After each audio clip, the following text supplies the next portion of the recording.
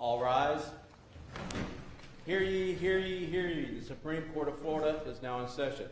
Let all who have cause to plead draw near. Give attention. You will be heard. God save these United States, the great state of Florida, and this honorable court.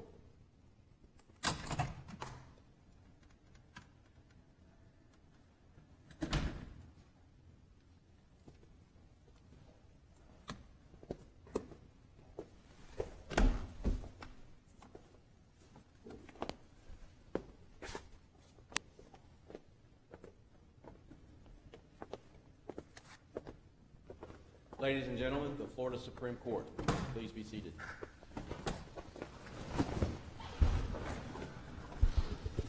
Good morning and welcome to the Florida Supreme Court. Today we will first take up case number 23-0053, DeSantis versus Dream Defenders.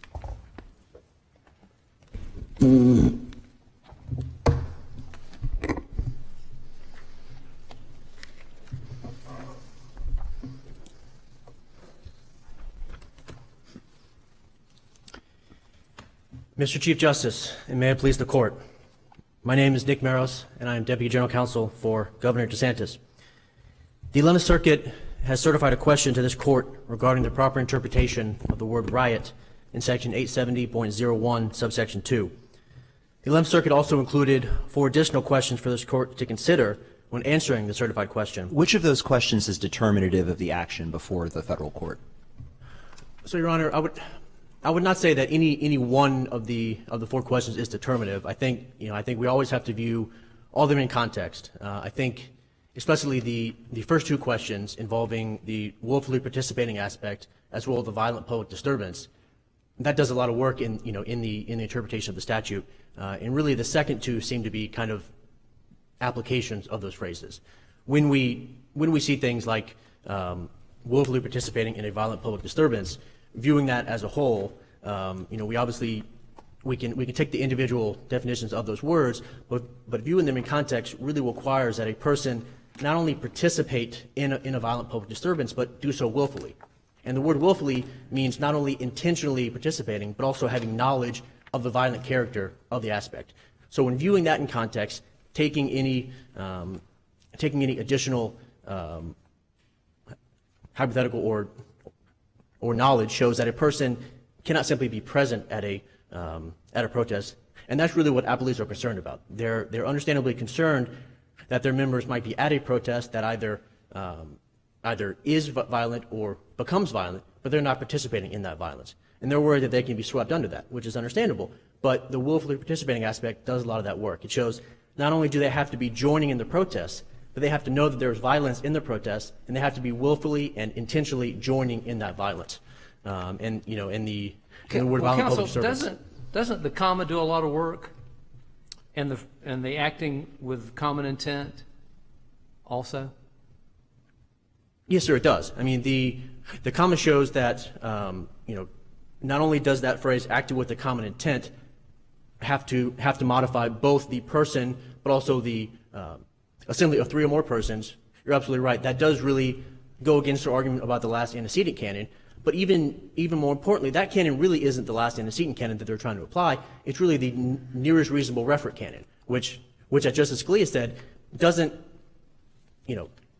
just negate everything that came before it, but it really applies to everything that is reasonable that came before it. And here, the situation is both the person as well as the assembly of 3 or more persons are both persons, and they can both be acting with that common intent. So it really does not make sense for the phrase acting with a common intent only to apply to the group of 3 or more persons. We might well be in a different situation if the statute had omitted the comma. Yes, sir. Yes, sir. Well, as this Court knows, the grammar is very important. Both viewing everything in context, viewing the comma together, viewing all of it in context with the canons does actually do a lot of the work. Counsel, can you help us understand how, if at all, this definition changes the common law definition? Yes, sir. So our position both at the trial court, both the 11th Circuit, and here is that the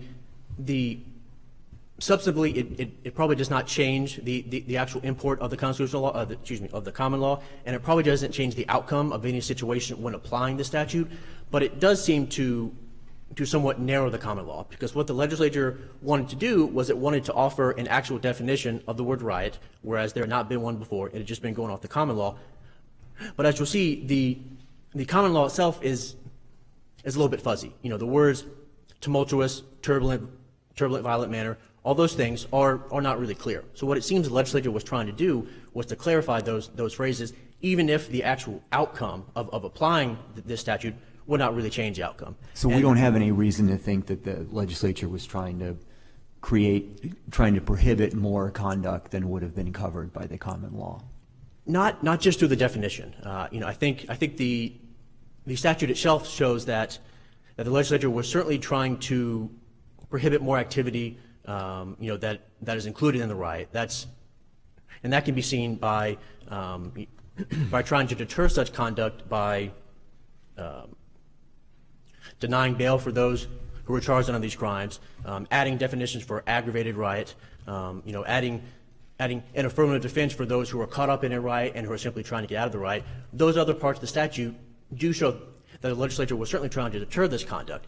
But by just adding a definition of the word riot, you know, that really tracks the common law, but really tries to clarify those words that are unclear, the legislature made that kind of balancing choice of, okay, even though this definition might not do that much, might not change that much, it'll actually offer the courts, it'll actually offer plaintiffs and other groups that are coming under it more clarity on what is prohibited. So, you know, so at the edges, on the margins, maybe there are not as many convictions under the statute, but it offers more clarity, and then the other sections of the statute do a lot of that kind of work.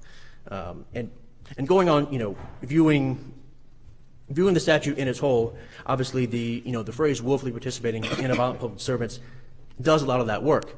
But even beyond that, even if there's an open question, you know, about whether some conduct is incorporated and is brought under that willfully participating in a violent public disturbance language, there's still Section 7, which you know, is a rule of construction that the courts must apply when viewing every other section. So whenever there's a question about whether something, you know, whether someone might be willfully participating, or whether something is a violent public disturbance, there is still Section 7 that clarifies and offers that to the extent there's any ambiguity, if that behavior is including peaceful protest, it is certainly not prohibited. And that makes sense because the Florida legislature clearly would not prohibit activities in Section 2 that explicitly protects in Section 7. And this also makes sense because the appellees want this court to go beyond the text, and they want the court to offer a limiting construction, because we are in the unique position here where the parties actually agree on the final outcome and agree that the statute should not be read to criminalize peaceful protest. We just disagree about how to get there. You know, and we certainly argue that the text itself is plain on its own and can be interpreted to you know, to get to that result. Even if the words as viewed in context are not enough, again, going to Section 7 does a lot of that work. And even beyond that, the kind of the secondary canons, like the canon of constitutional avoidance, the rule of lenity, those also do some work.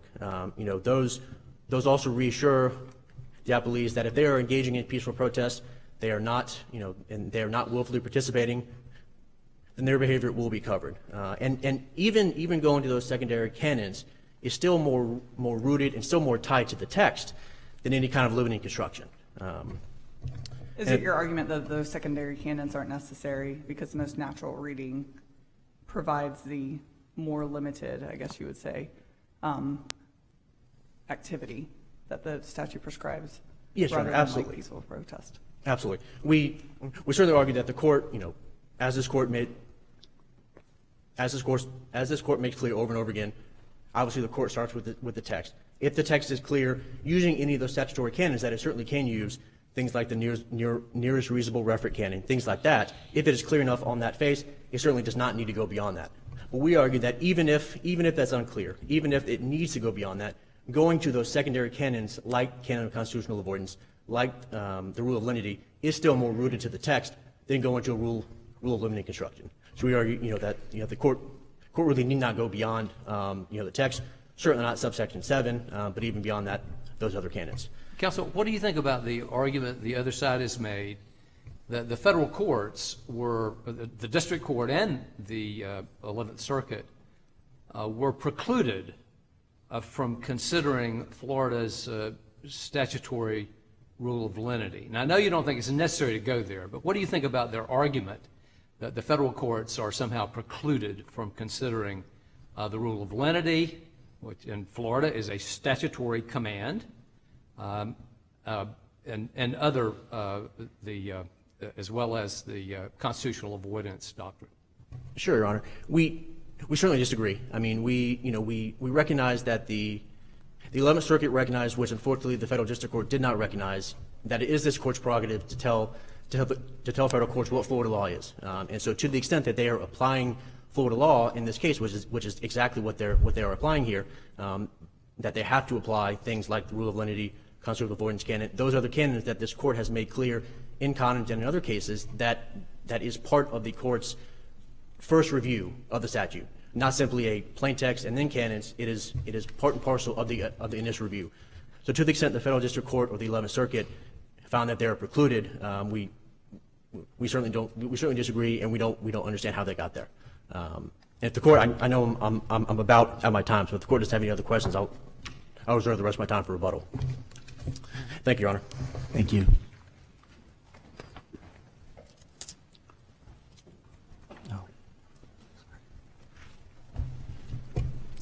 May it please the court.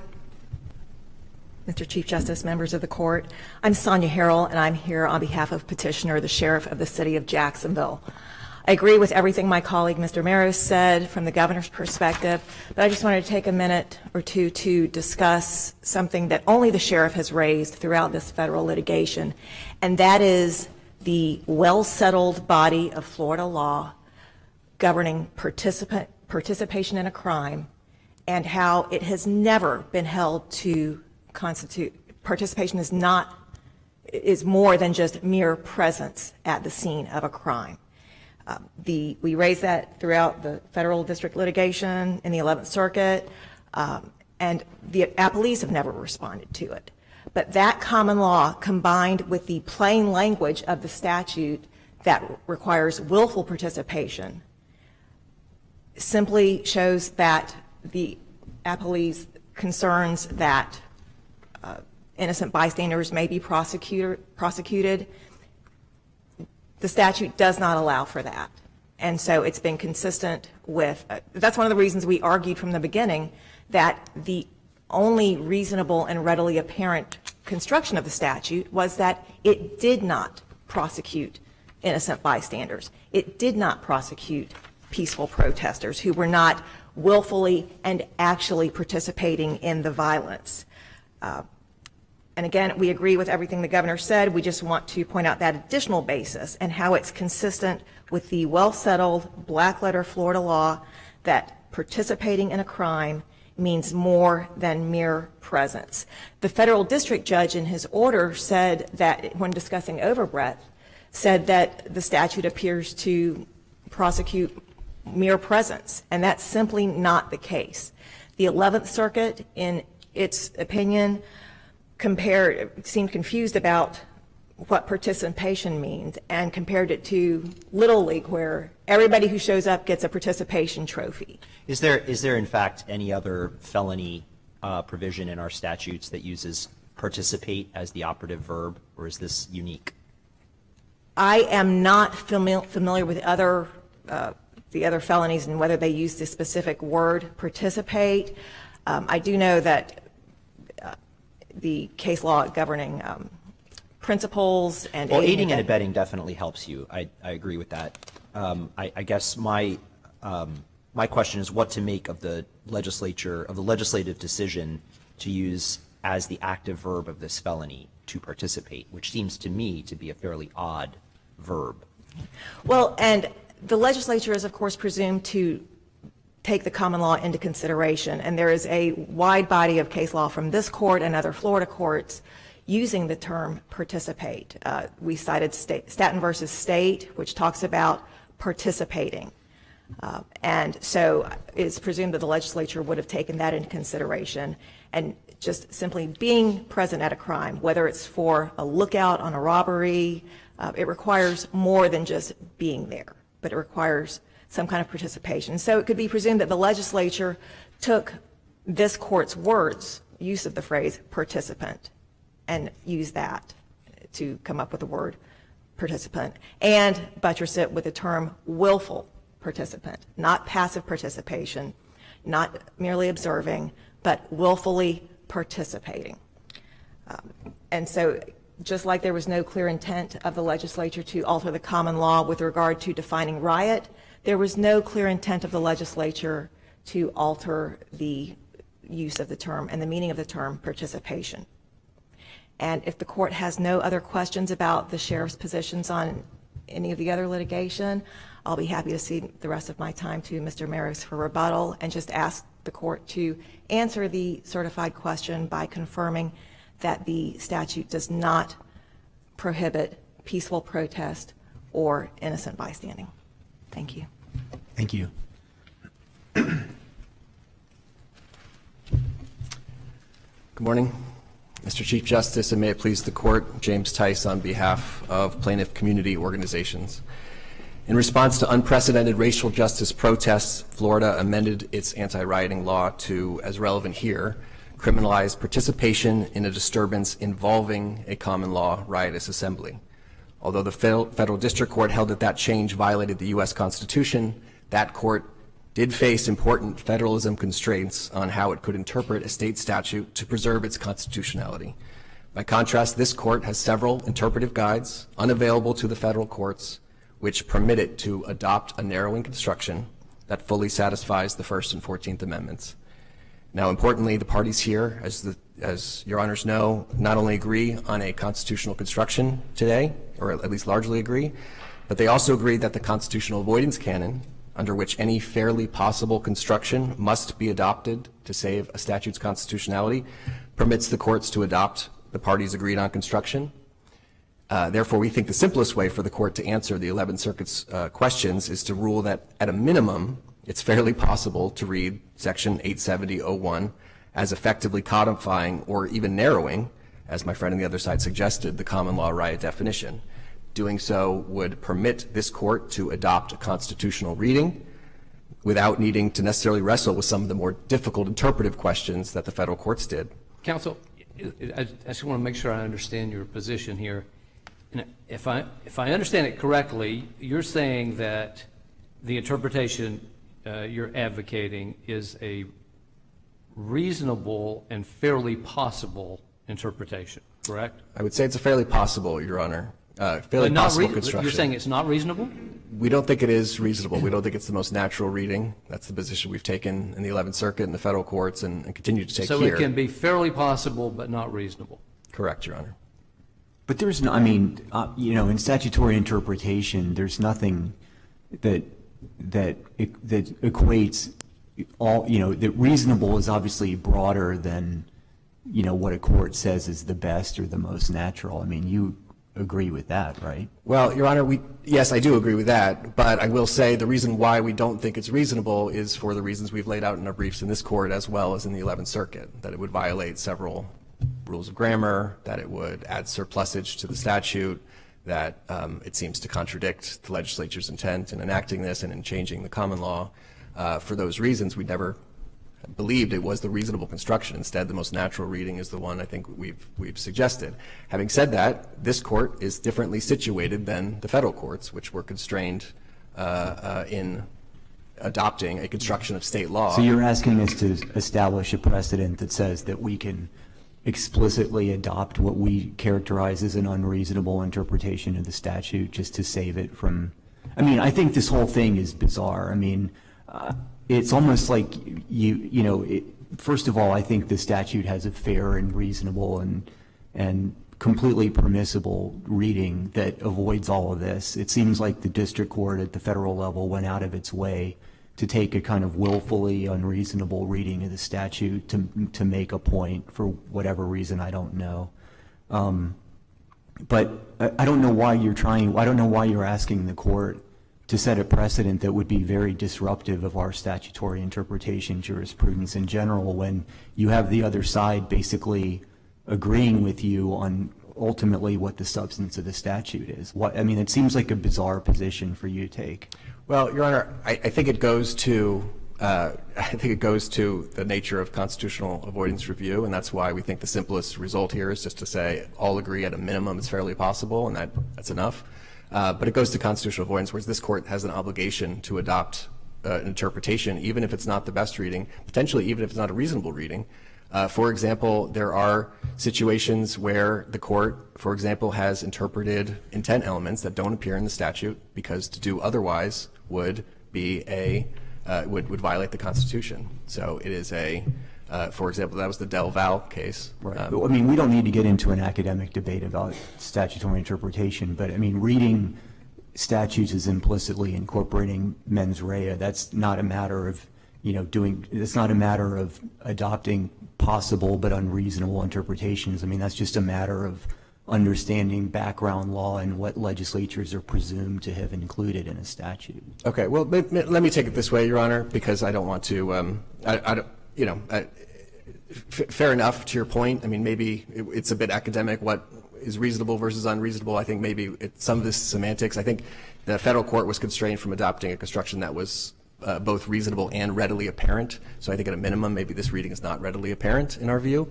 It doesn't, again, given the added surplusage, given the fact that it changed the common law definition, it basically took the common law definition and added 17 words to the beginning of it that would essentially serve no purpose if the governor's and the sheriff's constructions were correct. So I'm sorry to interrupt you.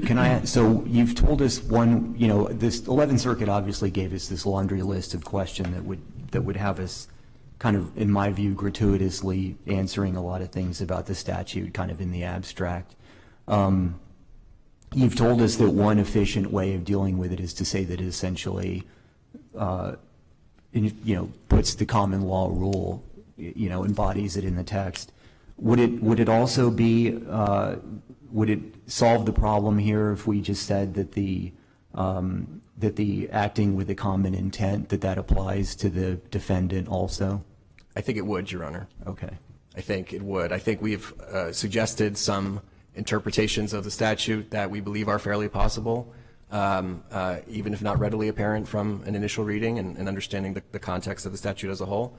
But among those readings are to simply say that when the statute refers to acting with a common intent to assist each other, that could refer to both acting with common intent of the three people plus the person at the beginning of the sentence. So if we write that, and this goes back to the 11th Circuit, your position before the 11th Circuit would be that the statute is constitutional, facially constitutional. That's right, Your Honor. I think it would then essentially recodify the common law definition and therefore render our constitutional concerns no longer extant.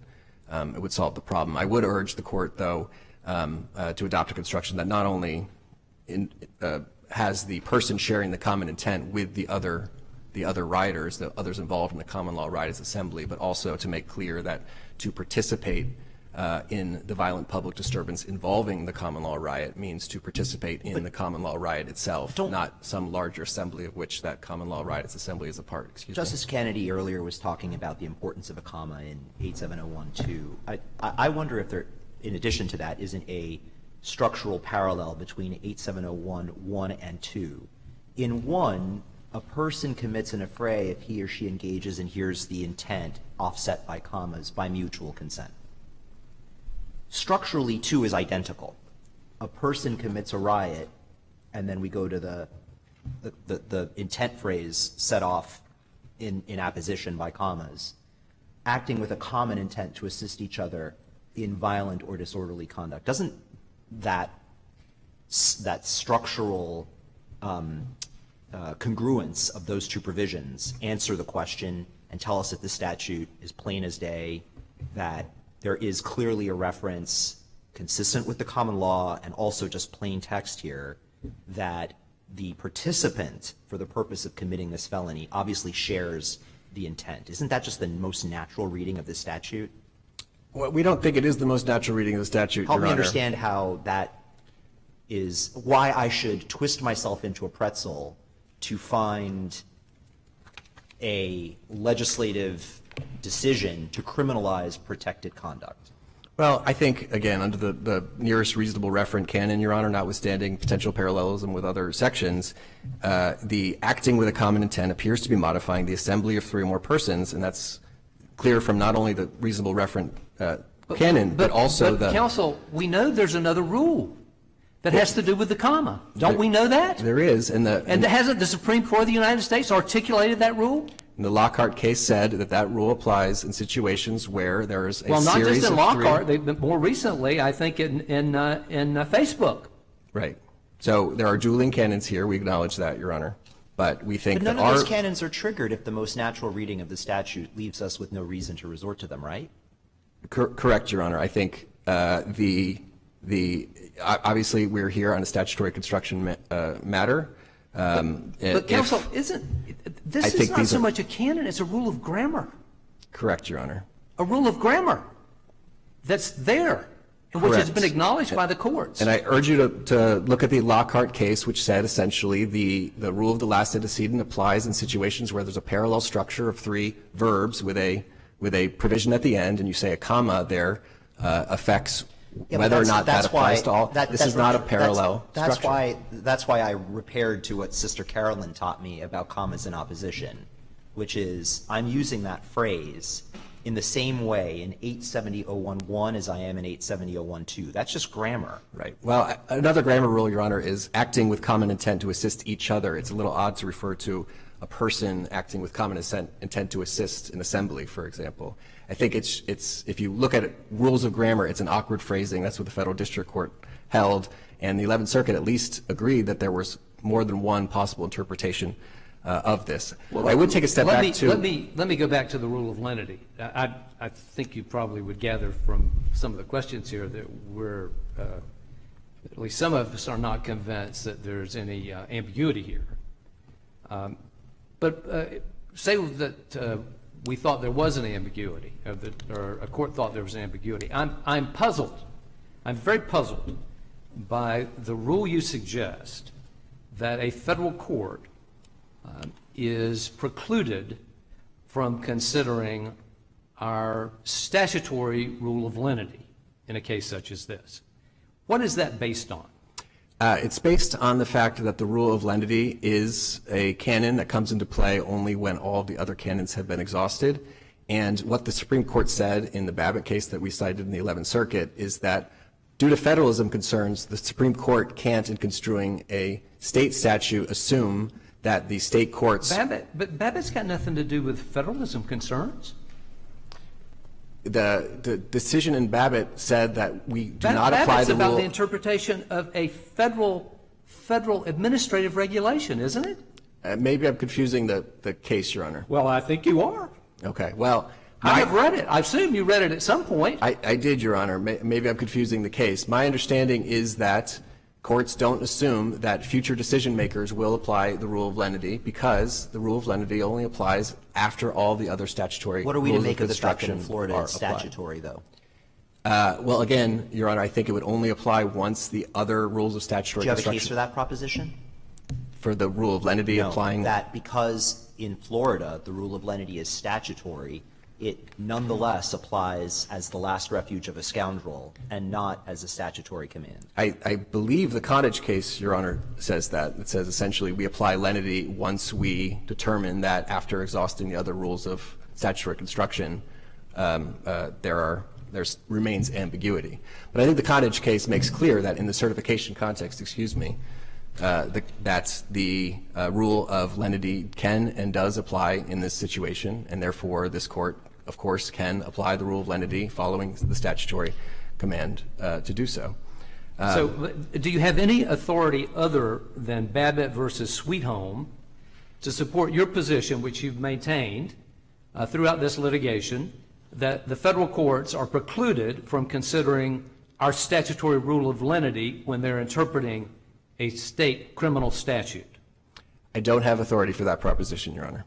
That was the position we took in the 11th Circuit. That's all based on Babbitt. Based on federal courts saying that we do not apply lenity in a facial challenge. This court, however, has made clear in the Connage case that, in fact, it does apply the rule of lenity, including in a certified question. And Connage made it particularly clear because that situation involved a criminal defendant who was making an argument that was inconsistent with necessarily the most rights-protective interpretation. The court said, because we're here on a certified question, we can apply the rule of lenity and adopt a position even inconsistent with what the criminal defendant was advocating because it was the most rights-protective. I think. Why doesn't the common law context give us the context that we need to resolve any of the grammatical wars on the significance of comma placement? The common law context. If you're referring to the idea, Your Honor, that the rule against altering the common law? I'm I guess referring to the common law background that the statute was adopted in, and why does that not provide us the context we need to, among these competing interpretations, if you want to call it that, between the significance of comma placement and that sort of thing, why does that not resolve to the most reasonable reading being one that excludes any sort of peaceful protest or constitutionally protected conduct? Well, I think under the narrowing construction, we urge that would resolve that problem, Your Honor. I think by essentially saying that this either codifies or, again, as my friends on the other side suggest, and I guess, narrows. outside from narrowing construction, so if we're looking for the most reasonable reading of the statute, we take context into account. You would agree with that, right? Of course, of course. So would you agree that common law does provide context and interpretation of a statute? The common law does provide context. It does, Your Honor. The problem was, as the federal district court noted, this changes the common law. It adds 17 words to the beginning of essentially the common law definition, which is why our plaintiffs brought this lawsuit in the first place. And I think it's important to take a step back and recognize that this is a facial challenge brought in the First Amendment context. It's about whether or not individuals were willing to go out and risk being arrested without possibility of bail for exercising their First Amendment rights. And in that context, I think vagueness and confusion has particular salience. And I think that's what was motivating the federal district court. It was worried that there were people who, and in fact the undisputed record showed, were unwilling to go out and exercise their First Amendment rights because of fears that what this statute had done was expand the common law definition and taken an initial definition, expanded it to something more. I think at this point, in front of this court has the authority, and in fact the obligation, to adopt in a construction of the statute that will protect constitutional rights if it's at least fairly possible. Can I ask you, why you're being asked all these different questions that are starting from the premise that the position that is more favorable to your clients is the most natural reading of the statute. And you keep coming back with answers that are fighting the premise and asking us to conclude that, you know, even though it's not the correct reading of the statute, that we should somehow, you know, adopt this permissible, I guess possible but unreasonable. Why are you so wedded to this idea that the legislature did something wrong that we have to basically save the legislature from itself? I don't understand that. Well, Your Honor, I think ultimately we agree on the construction. I think we're just trying to provide context of how we got here and why we're here in the first place. I think you're here because the district judge adopted a willfully unreasonable reading of the statute. Well, we obviously respectfully disagree with that, Your Honor. But of course, if it was up to you, you wouldn't be here, correct? Correct, Your Honor. You didn't want us to adopt this interpretation, which you're now suggesting is possible for us to adopt. You just wanted to have the statute declared unconstitutional. Well, we wanted the defendants to be adjoined in this lawsuit, Your Honor. And in fact, that's what the district court ordered. And we thought that given our view of the statute and the district court's view of the statute, that the certification was unnecessary. The 11th Circuit obviously disagreed. In that oral argument, we said if the court thinks that there are more than one reasonable interpretation, it should go ahead and certify the question and that we would be here defending it. But to be totally clear to Your Honor, you know, we ultimately agree on the common law, or on a constitutional construction that would preserve the common law, provide sort of continuity in the definition, and that would resolve these problems. I think I'm here today to tell you I try to provide context exactly for why we're here in the first place. This was a good faith concern on the part of our clients. I think my friend on the other side said it was understandable for my clients to have these concerns in light of the amended statute. I just think it's a bizarre advocacy tactic to try to get us to adopt a rule of statutory construction that would go far beyond this particular case and that has no support in any kind of law of statutory interpretation that I'm familiar with. I mean, all of these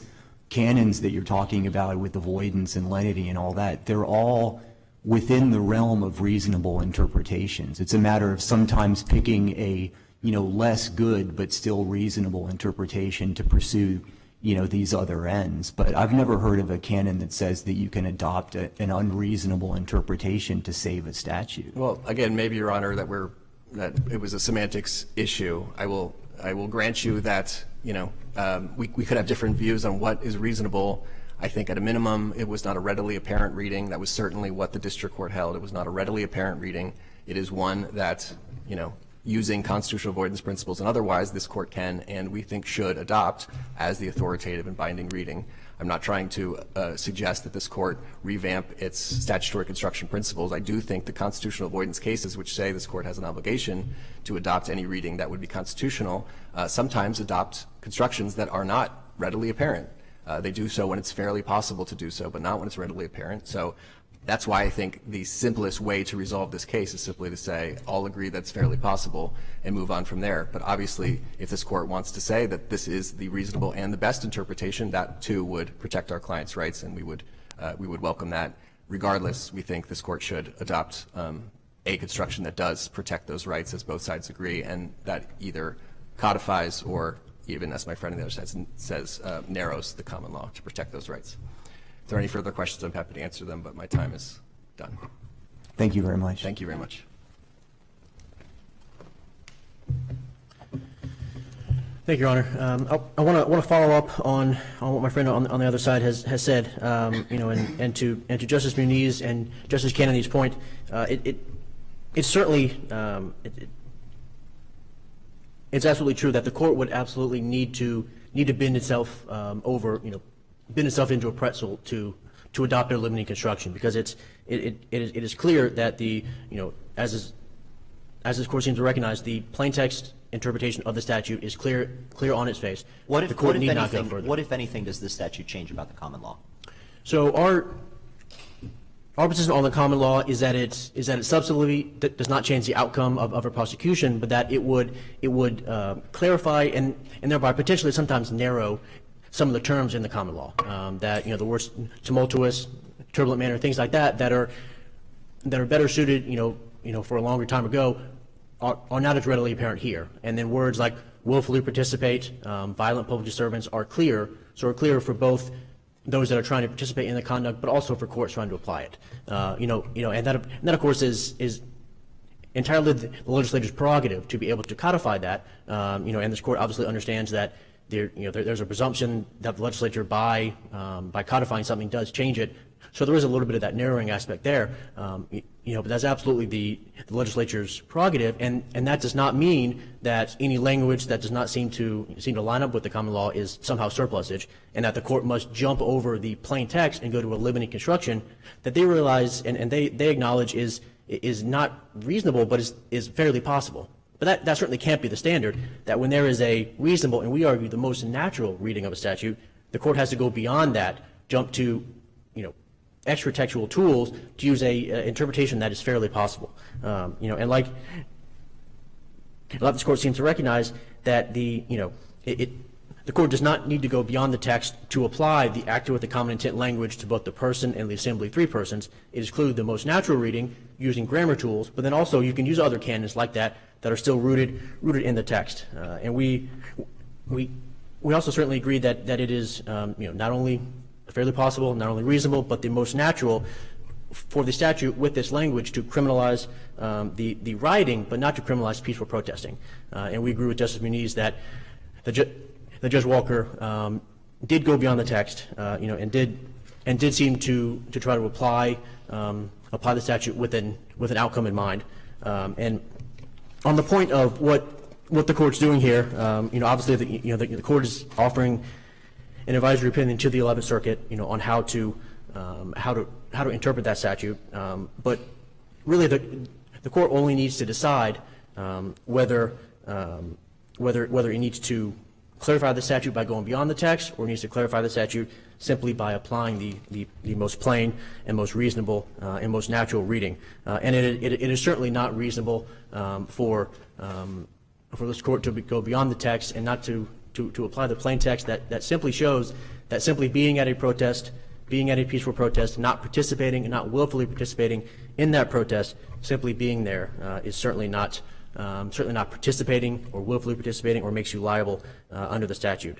And finding and applying that reasonable interpretation will eliminate any concerns that my friends seem to have with the statute, eliminate all vagueness concerns, and that is certainly the most natural reading. So the court need go no further than the actual text to any canons or any limiting construction. Unless the court has any questions, I'll see the rest of my time. Thank you, Your Honor. Thank you.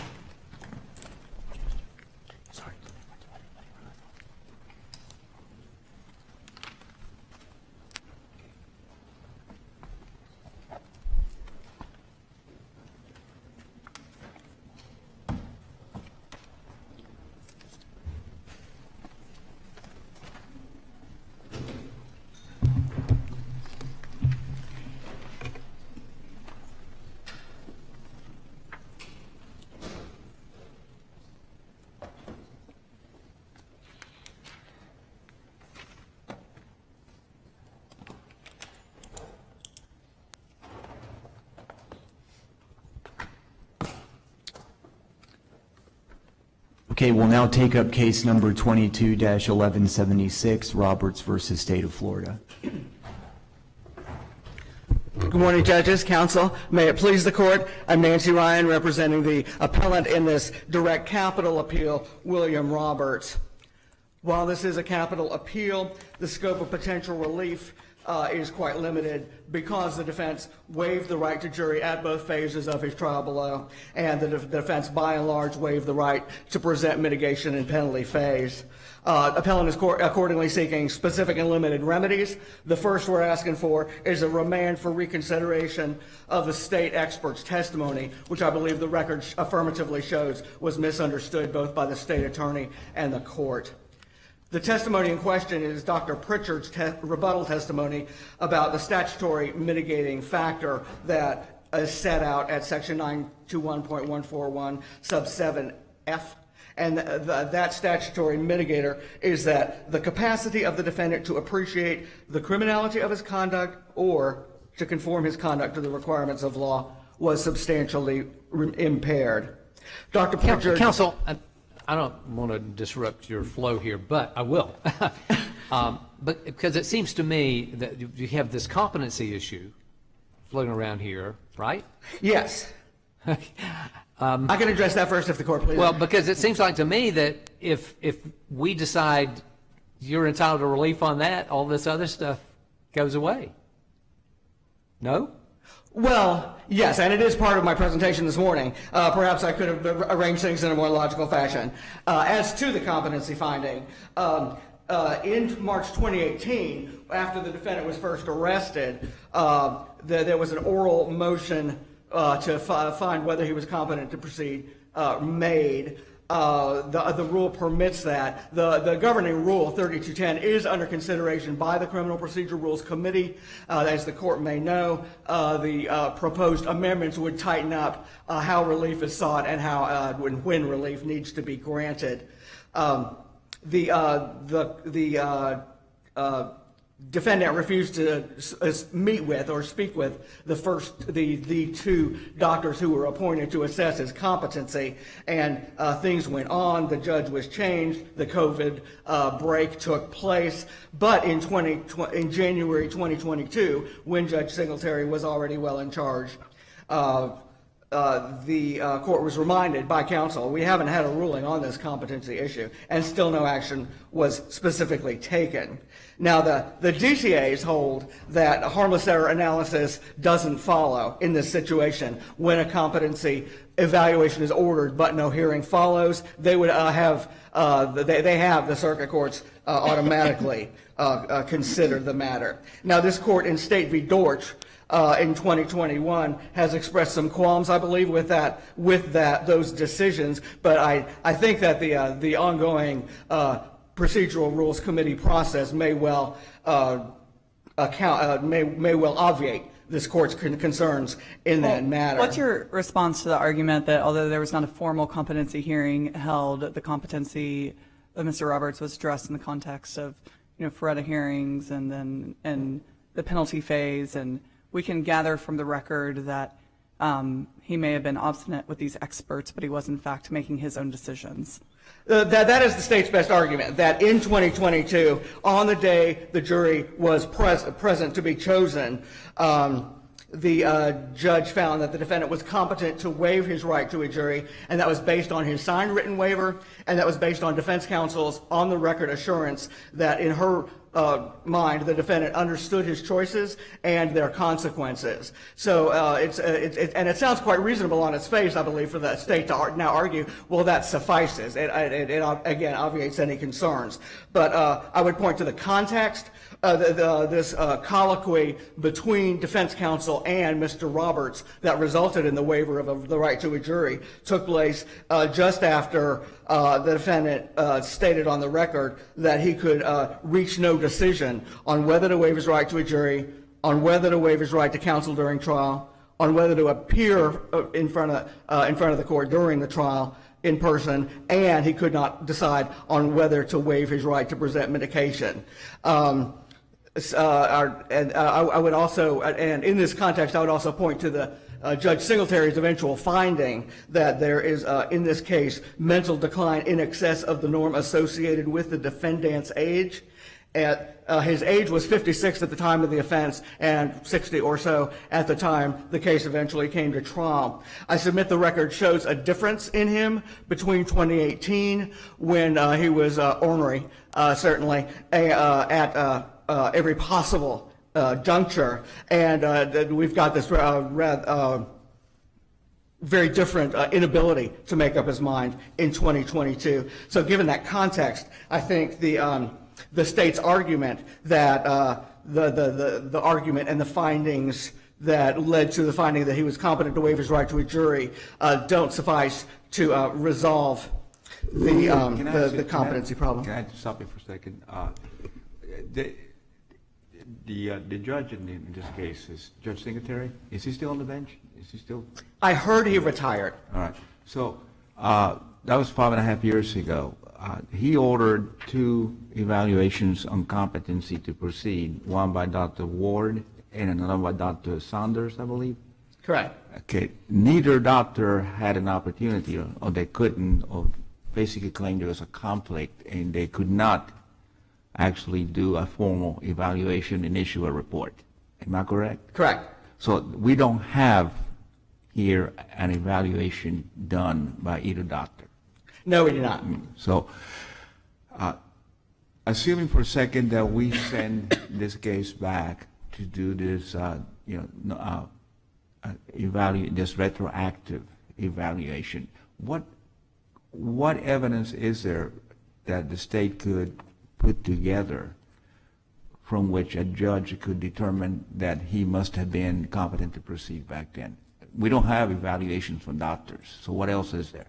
Well, since there was no face-to-face contact between the defendant and any mental health professional, he outright refused to have any such face-to-face contact, then the doctors would be limited. Any doctors that came in would be limited. I think the same doctor should come in, and they should speak from their courtroom observations, and that the judge, and I think even if Judge Singletary is not available and able to make this call, I think it can be done from the record, because there's not a lot of factual dispute involved here. There's the record is rather clear. Well, then help me understand what it is you're seeking. If the factual finding you're saying could best be made from the record, then isn't that exactly what happened? I mean, the record is the trial proceeding. I'm sensing a tension here in your argument. On the one hand, you're saying, you must be saying, I think, that the judge had reason to question the defendant's competency and therefore under our cases should have had an evaluation done to determine competency. And in response to Justice Labarga's question, what you're saying is basically that a healthcare professional and the court would essentially be limited to what happened on the record in order to make this sort of nunc-pro-tunc determination, which is what the court did anyway. So how is it any different from a remedial standpoint then for us to send it back? Well, now the defendant, as I mentioned, the defendant's demeanor has changed. He did cooperate with the PSI writer. Well, yeah, but his competency today is irrelevant, isn't it? Unless we order a new trial. The question is, what was his competency in the last trial, right? Correct. And I really can't foresee what findings would be made, but I do believe he has a right to them. Well, maybe I'm missing something. The issue here is that counsel for the defendant during a hearing on basically he has some kind of issue, and she told the judge in open court, based on my interview and conferences with Roberts, I don't believe at this time he is competent, and I would be asking the trial court to have him evaluated.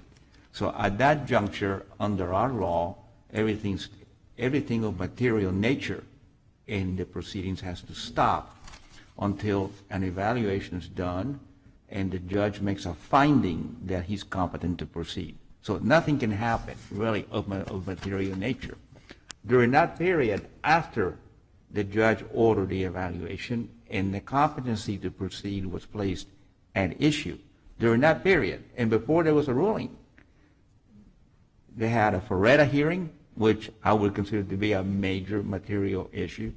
We had a waiver of a jury trial at the guilt phase and the penalty phase, where the state is seeking the death penalty. I would consider it to be a material event in the trial, right? And yet, no competency evaluation not done, no competency determination by the court. So that's what we're dealing with here, all right?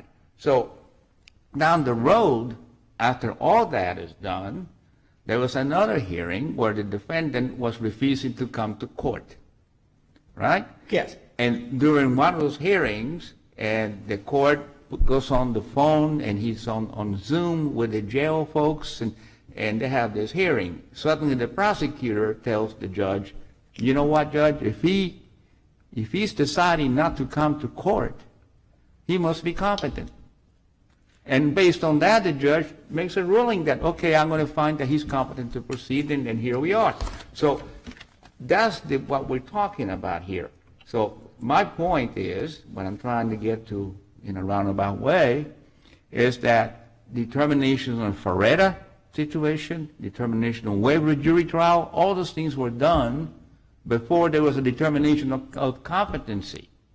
And that's why we're here.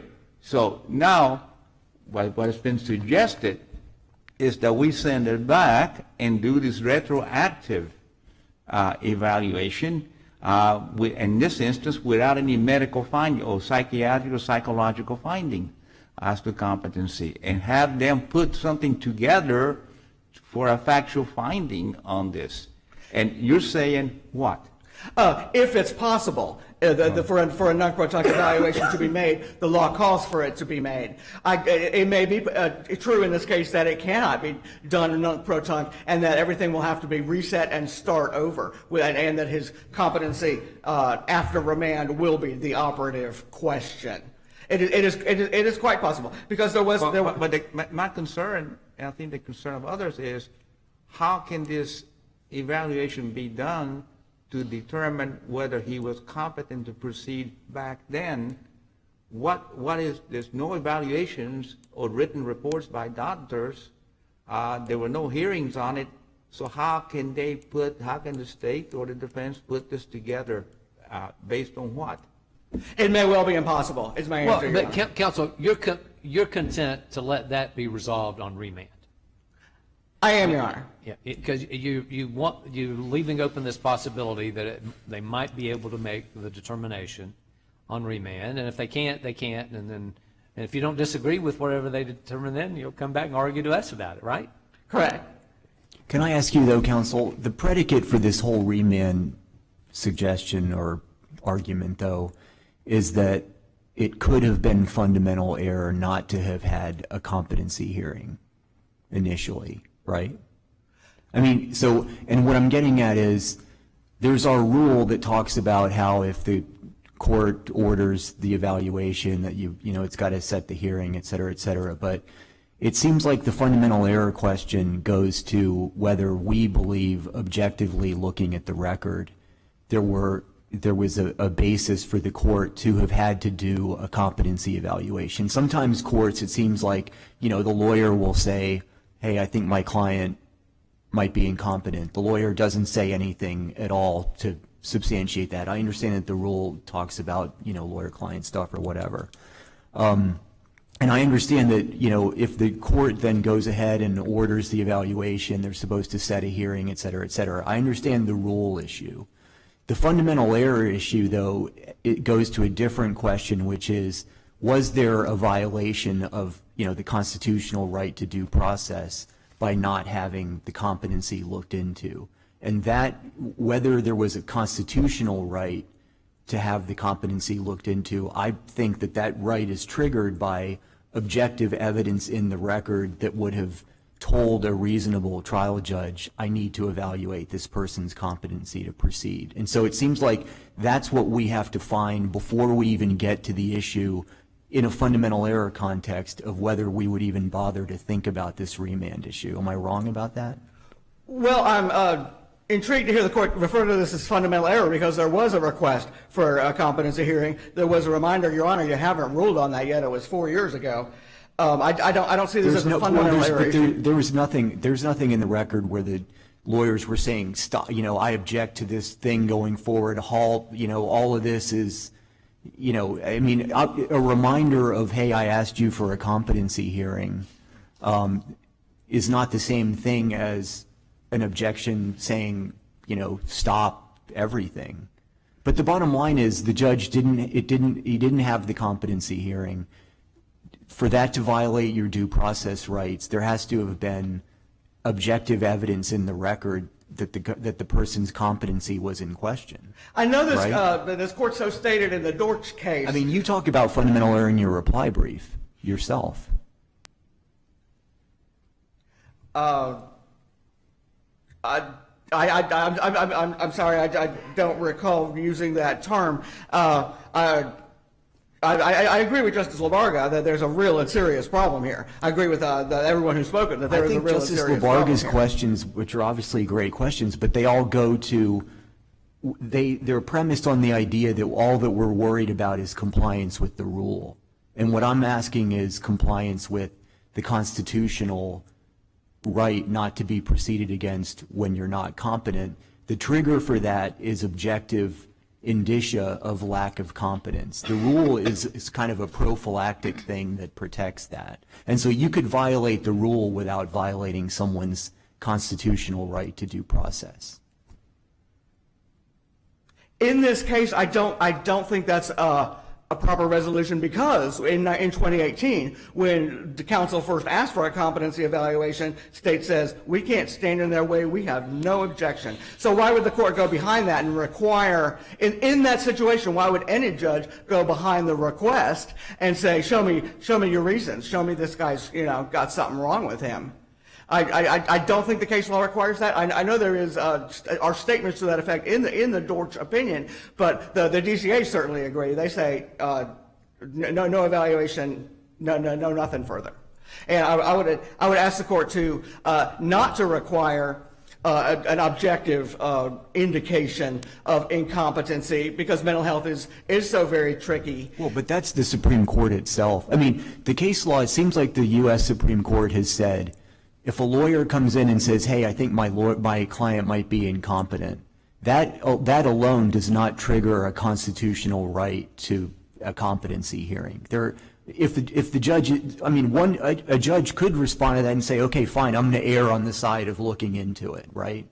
But if a judge says, okay, can you put some meat on the bone, tell me more, and the lawyer says, sorry, it's just an intuition, or I can't tell you, lawyer-client, or whatever, the way I read Florida U.S. Supreme Court case law, that alone would not be enough to trigger a due process requirement that there be a competency evaluation. There has to be something that the reviewing court would be able to point to that says it was error for this judge not to have gone through all the competency bells and whistles at that point.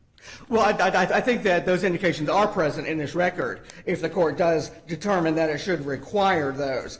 I would point out that most of the cases where it's pointed out that there were no objective indicia of incompetency on the record, those are cases where the judge said, no, I'm not ordering an evaluation. Here he said, sure, I'll order one. He said it twice, but the evaluators were chased away by my client. The indicators I'm pointing to are the defendant's ever-changing demeanor. He was, as I've acknowledged, extremely ornery in ways that just didn't help him at all. At so many times in the 2018 hearings. And then in the 2022 hearings, you see a certain degree of helplessness. And I submit that the record does support a constitutional inquiry and does support a remand, come what may.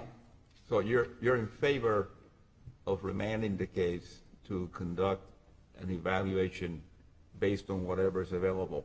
I believe the law as presently written requires the court to attempt to do a non-proton evaluation. We may have Judge Singletary absent. We may have his successor judge saying, I can do no such thing on this record. There are two choices here. One is remand the whole case for a new trial because this wasn't done.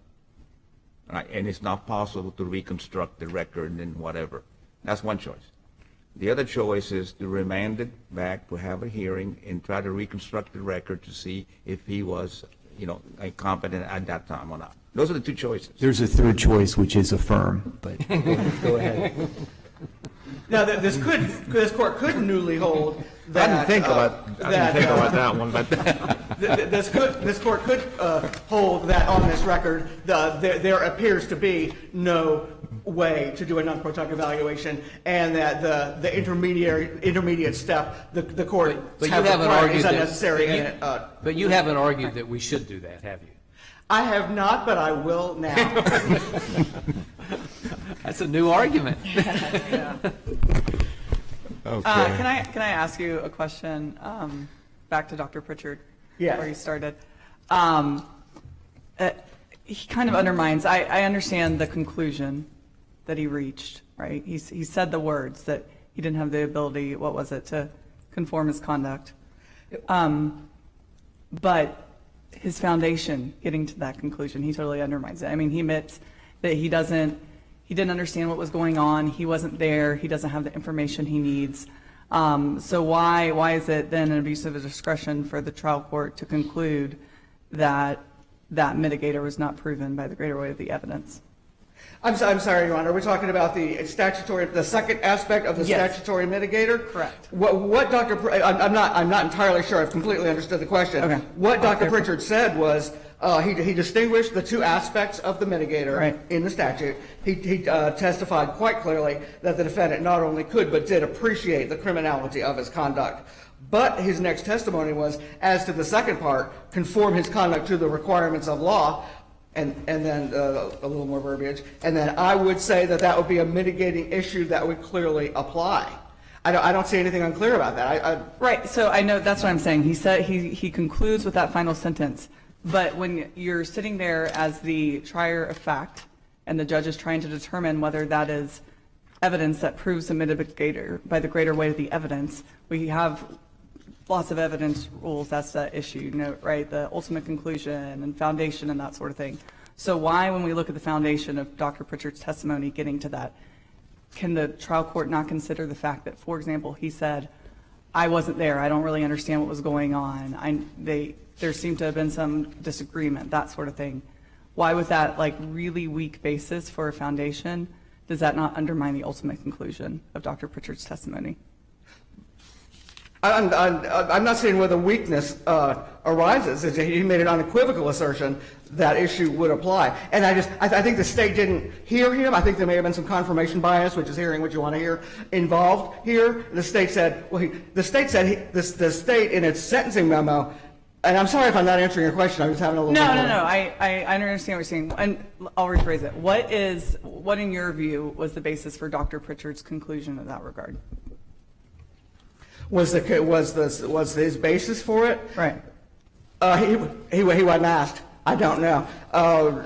Conform the conduct to the requirements of law. The basis for it, to answer your question, Your Honor, is that both of the aggravating factors in this case are dependent on extended, unusually lengthy displays of rage. The especially heinous, atrocious, and cruel aggravator, as it applies to Ms. Hellstrom's murder, was supported by the videotape that's in evidence of the deed itself. The other aggravator was was prior violent felony convictions, and that was based on the testimony of Harvey Balcom and Chandra Canada, who both testified at the penalty phase in rather horrifying detail to the lengthy ordeals they undertook. This is unusual conduct.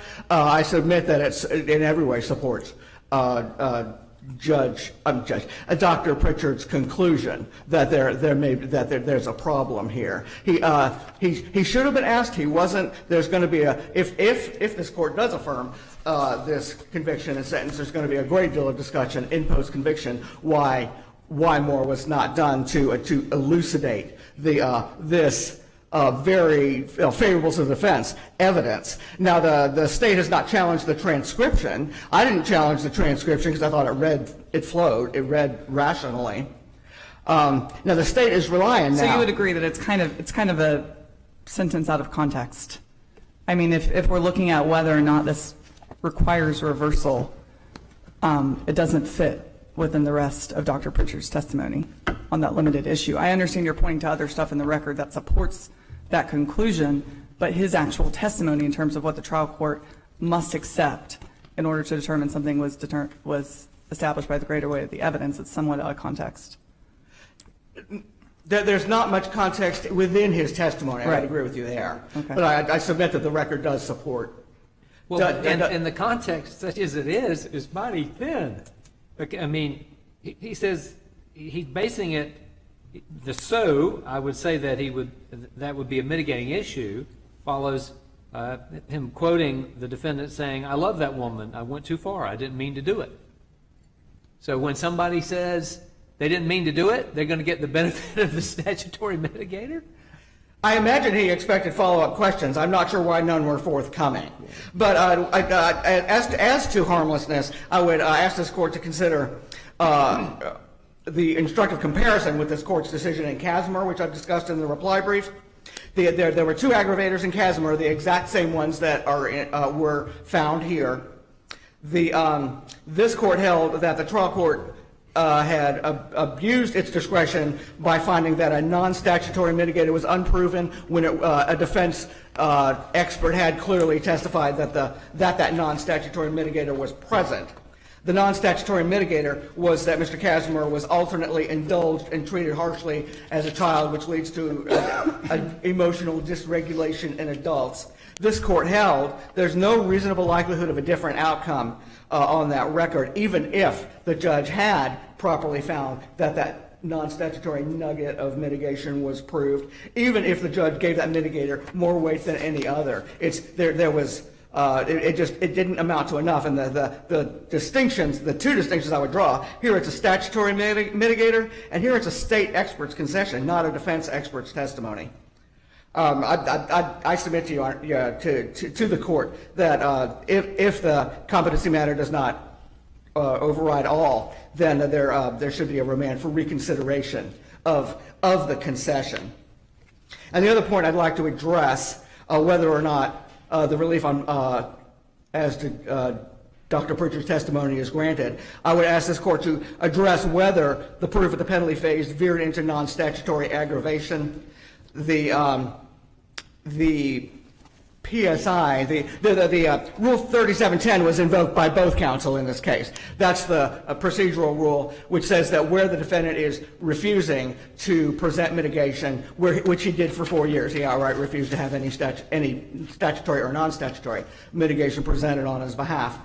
In that situation, a pre-sentencing investigation is ordered up from the Department of Corrections, and the state may rebut it if it appropriately can. Now here, there was no objection to that procedure until the middle of penalty phase, and defense counsel said, this really doesn't work for me, but that's just my opinion.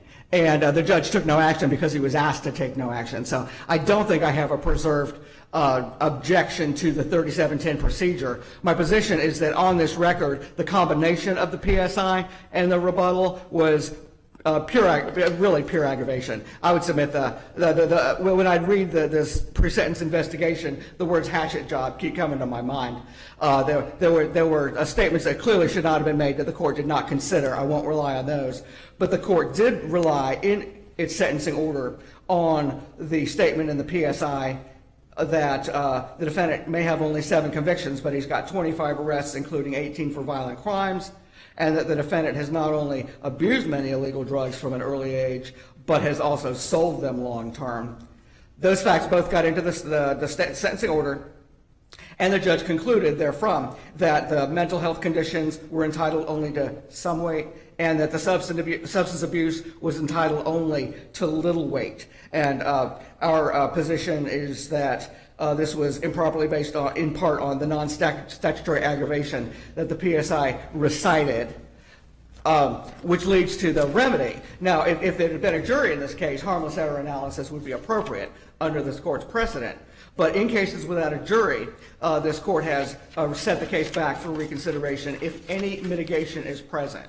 And I submit the distinction is appropriate and not a problem because the Oyola case from 2025, where this court so holds, and its predecessor Elledge from 1977, I think those cases reasonably call for an automatic remand where there's any mitigation, because it's just not that disruptive to the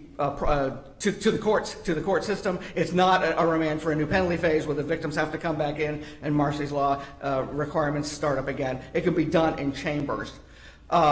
The remedy I'm seeking on this point is that the judge should reconsider the weight to be given the mental health conditions and the substance abuse, in part because of the finding I've alluded to previously about the defendant's age being a mitigating factor, a statutory mitigating factor.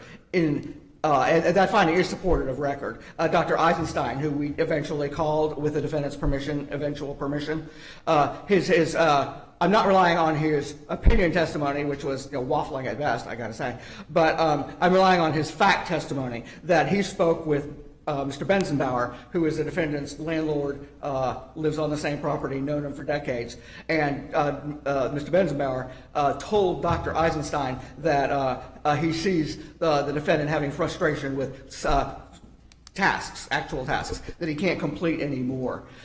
So in light of the record, I would ask if the remand, if outright reversal is not ordered for the competency issue, I would ask the court to remand to undertake these 3 specific tasks and order the appropriate remands.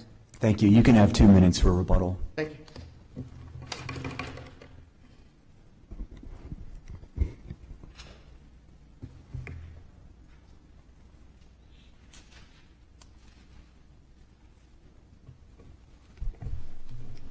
Good morning, Mr. Chief Justice, Justices. May it please the court. My name is Doris Meacham. I'm here on behalf of the state of Florida. I'd like to begin with... Ms. Meacham, could I direct a question just to start off today that I think follows up on a lot of the questions that were asked of the other counsel in the case? Can you point us to any precedent, particularly from our court, that says once a trial court has found reasonable suspicion to question competency, that there is no requirement for a hearing or a finding after that time? No. In fact, I think, as counsel stated with State v. Dortch, the question before this court right now is, does a trial court's decision to order a psychological evaluation create a constitutional entitlement to a competency hearing, regardless of whether the information available to the trial court did not meet the evidentiary threshold to invoke 3.210 in the first place? And that was never really answered in Dorch, because in that case, trial counsel waived the hearing. And in no other case have we really addressed this. So you're Correct. asking This us is to kind of- essentially break new ground here. Exactly. Okay. That's what we're going to attempt to do today. Why would we do that in this case, though, when we have on the record the state saying, I don't disagree with that, you can get them evaluated, and then we have a finding in the competency order saying the court having reasonable grounds to question the defendant's competence to proceed? Well, with the state's position, as far as not having any say in the matter, I think basically they weren't going to interfere with that. They were going to leave it to the judge's discretion. I've worked as a prosecutor. If they're going to ask for an evaluation, I'm not going to jump in and object unless... Right, but you're also not going to make a record. Correct. But at this point, the reasonable grounds were not really presented as stated in the record.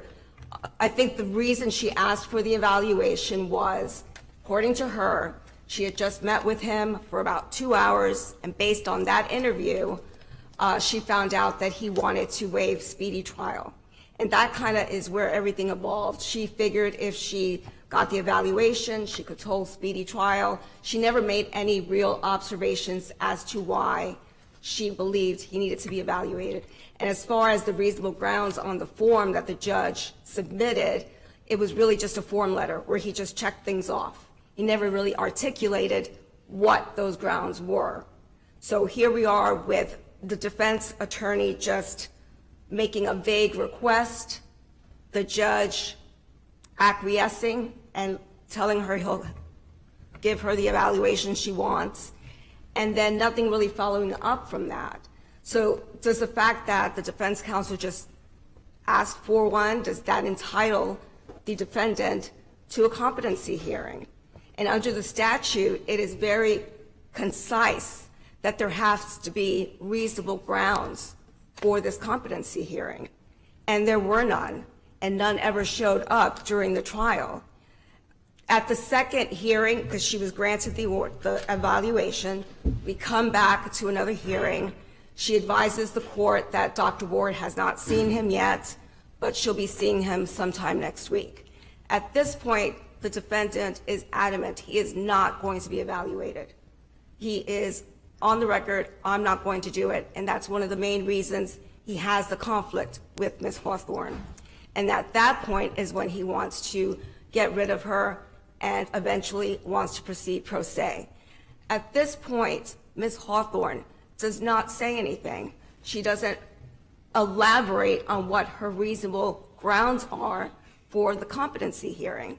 She doesn't tell the judge, well, you know what, he's delusional. He doesn't know what's going on. He doesn't know what he's saying. She merely lets the Ferretti hearing go forward. Well, arguably, the judge had already found reasonable grounds. I don't believe he had found reasonable grounds. Well, he checked a box. He checked a box. But does that automatically trigger his entitlement to a competency hearing? I mean, if there's a judicial finding, I think we all know this was a form order and the judge checked the box. Correct. But we are dealing with a record where in an order there's a judicial finding that the court has reasonable grounds to question the defendant's competence to proceed. Correct. Conceivably, the judge who made that finding had the opportunity to observe the defendant in the courtroom. Those observations are not on the record. Right. I don't understand how we write an opinion that says when there is a judicial finding that there is grounds to question the defendant's competence, we will then look behind that finding in that record when there was a request, there wasn't an objection, and then there's a judicial finding to then determine whether or not there's still objective evidence to support that finding. Do you see what kind of predicament that puts us in? I do see that. But again, say for instance we did stop the proceedings, he was not going to be evaluated. So what are we left with at that point? At that point, we're left with what the trial court can observe.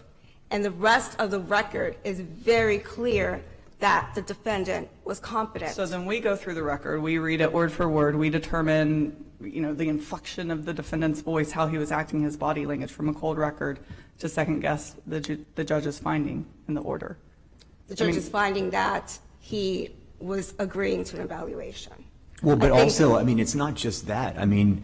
You have at least two other times when the judge evaluated the defendant to see if he could represent. So it's not just a matter of inferring things from what he's saying. It's a matter of, we have the boilerplate order that was checked, and it's pretty reasonable to conclude that it was the judge just saying, okay, if you're the lawyer, the state's not objecting, whatever, I go ahead. Then we have two other times where the judge goes through these colloquies and decides that the person's competent to proceed. So I think if we're going to rely on the judge's view of things, then I don't know why we would just isolate the first thing and not look at every time that the judge talked to the person. But could you, I do think that this is a difficult issue, because can you just kind of walk us through kind of analytically what is the question that we're asking? Because if we think that the only thing that we have to do is figure out whether this rule was complied with, right? It seems like whether the judges have discretion under the rule. They don't have to just because the lawyer says so. They don't have to order the competency evaluation, right? Correct. They don't have to check the box, whatever. A judge who wanted to could sort of probe and see, I want to make an independent determination of is there a reasonable basis, and only if I'm satisfied am I going to go through this mechanism, right? Correct. This judge didn't do that. The judge checked the box. It triggered this process. It seems like if the correct question for us is what is the remedy, or what, was the process followed? They asked for the hearing. I could understand sort of this presumption of, hey, it's pretty easy. It's kind of bright line. If they don't do it, we go back and we do the non-pro-tunc stuff, right? That's kind of the path of least resistance. You're asking us to do something that sort of separates the constitutional question from the rule, right? Correct. So could you kind of walk us through analytically what that looks like in terms of, are we doing, is it fundamental error, is it harmless error? Just walk us through how we're supposed to analyze it. So again, under the statute, as Justice Vargas said, there is the trigger.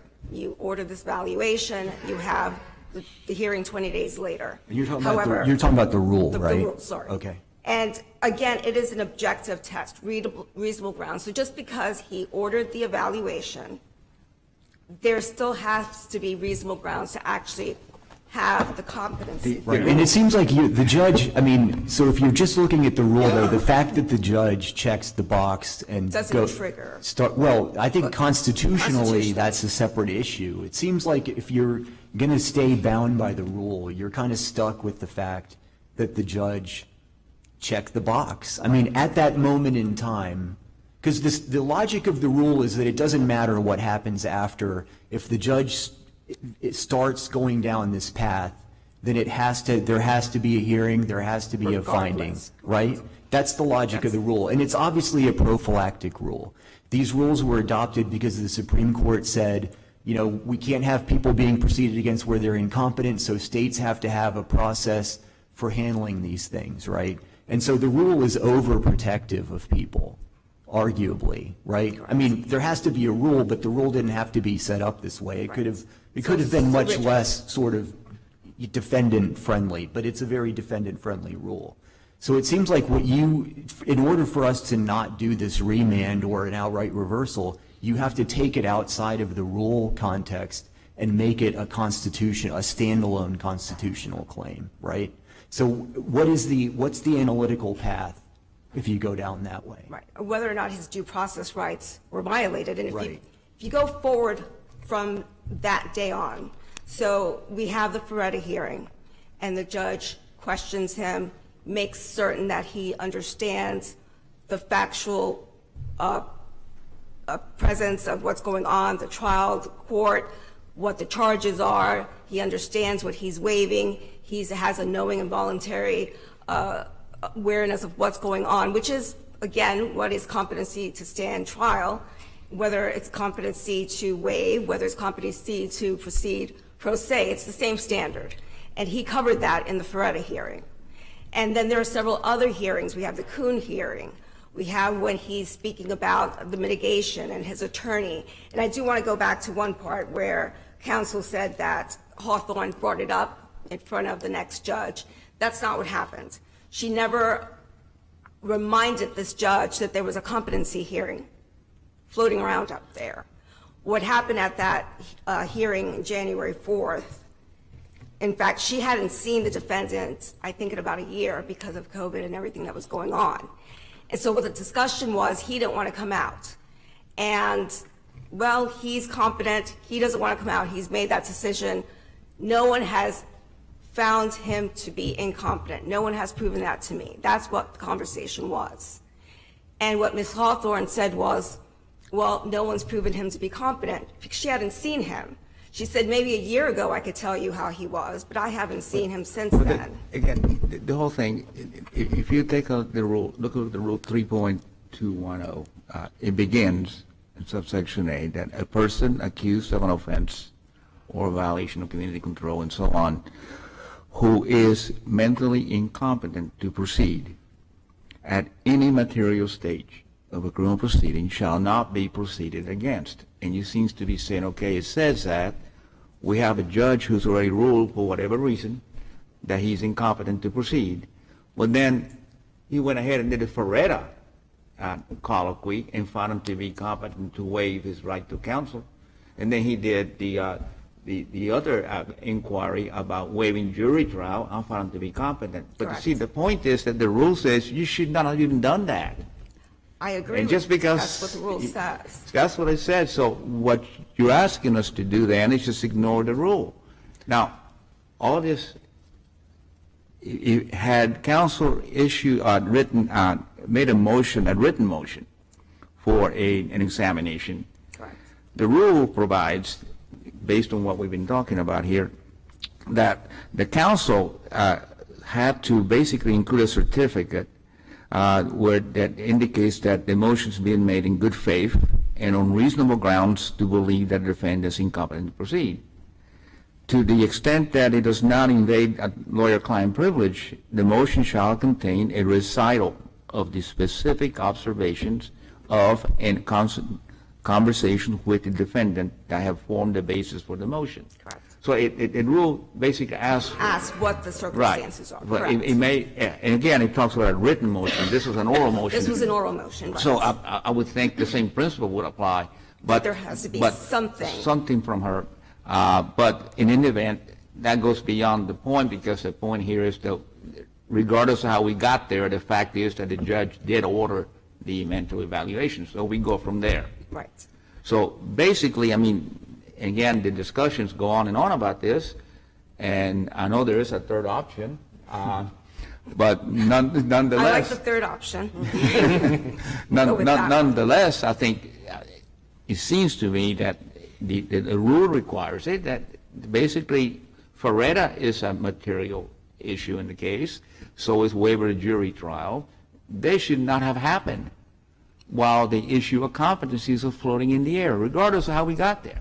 Right. And that's what happened here. But what we're saying here is the fact that just because the attorney asked for one, no one's made any observations. In all these other cases, because there are cases out there where they asked for a hearing and there wasn't a hearing, there was clear evidence that there was something wrong with the defendant. There was clear evidence that there were competency issues, and the judge should have done a competency hearing, or the judge should have done evaluations, and he didn't. So their due process rights were violated. Right. So the question, though, is the claim for relief based on a violation of the rule, or is it a claim for relief based on a violation of due process rights? Because they're two different things. The rule is more, it gives you more than what you're entitled to under due process. Right. Right. Well, their argument is that his due process rights were violated. Right, and I think that's a losing rule, a losing argument. The question, though, is the violation of the rule independent of whether it's a due process violation would that be enough to either reverse or require a remand? No, and it's if not, enough. why not? Not if you go forward, if you have that in isolation and you go forward. His due process rights were not violated.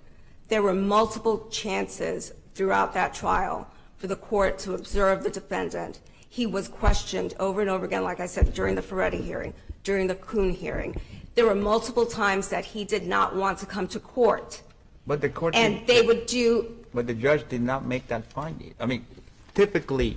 He did make findings that he was competent, aside from that. But based on what? I mean, on his observations. Did he say that on the record? He's made, on the record, he made observations from when he would not want to come to court. Because what happened? They would ask the officer to come in. They actually had hearings with the officers, and they would ask him, well, why didn't he come to court? And the question was actually asked by the state. Did you notice any mental problems with him? Was there something with his mental state that caused him not to come to trial? Trial judges, sitting in the criminal division, they handle these motions for mental evaluations almost on a daily basis. Lawyers come in and ask for it. And in many instances, the judge can place on the record the fact that this defendant has been coming before the court for the last 2 years. Correct. Maybe once or twice a month, if not more.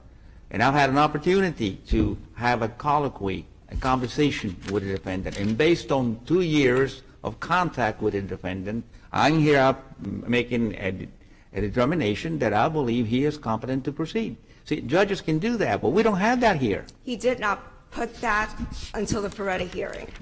And he did have, not a relationship, but he did have contact with the defendant in the pro se motions.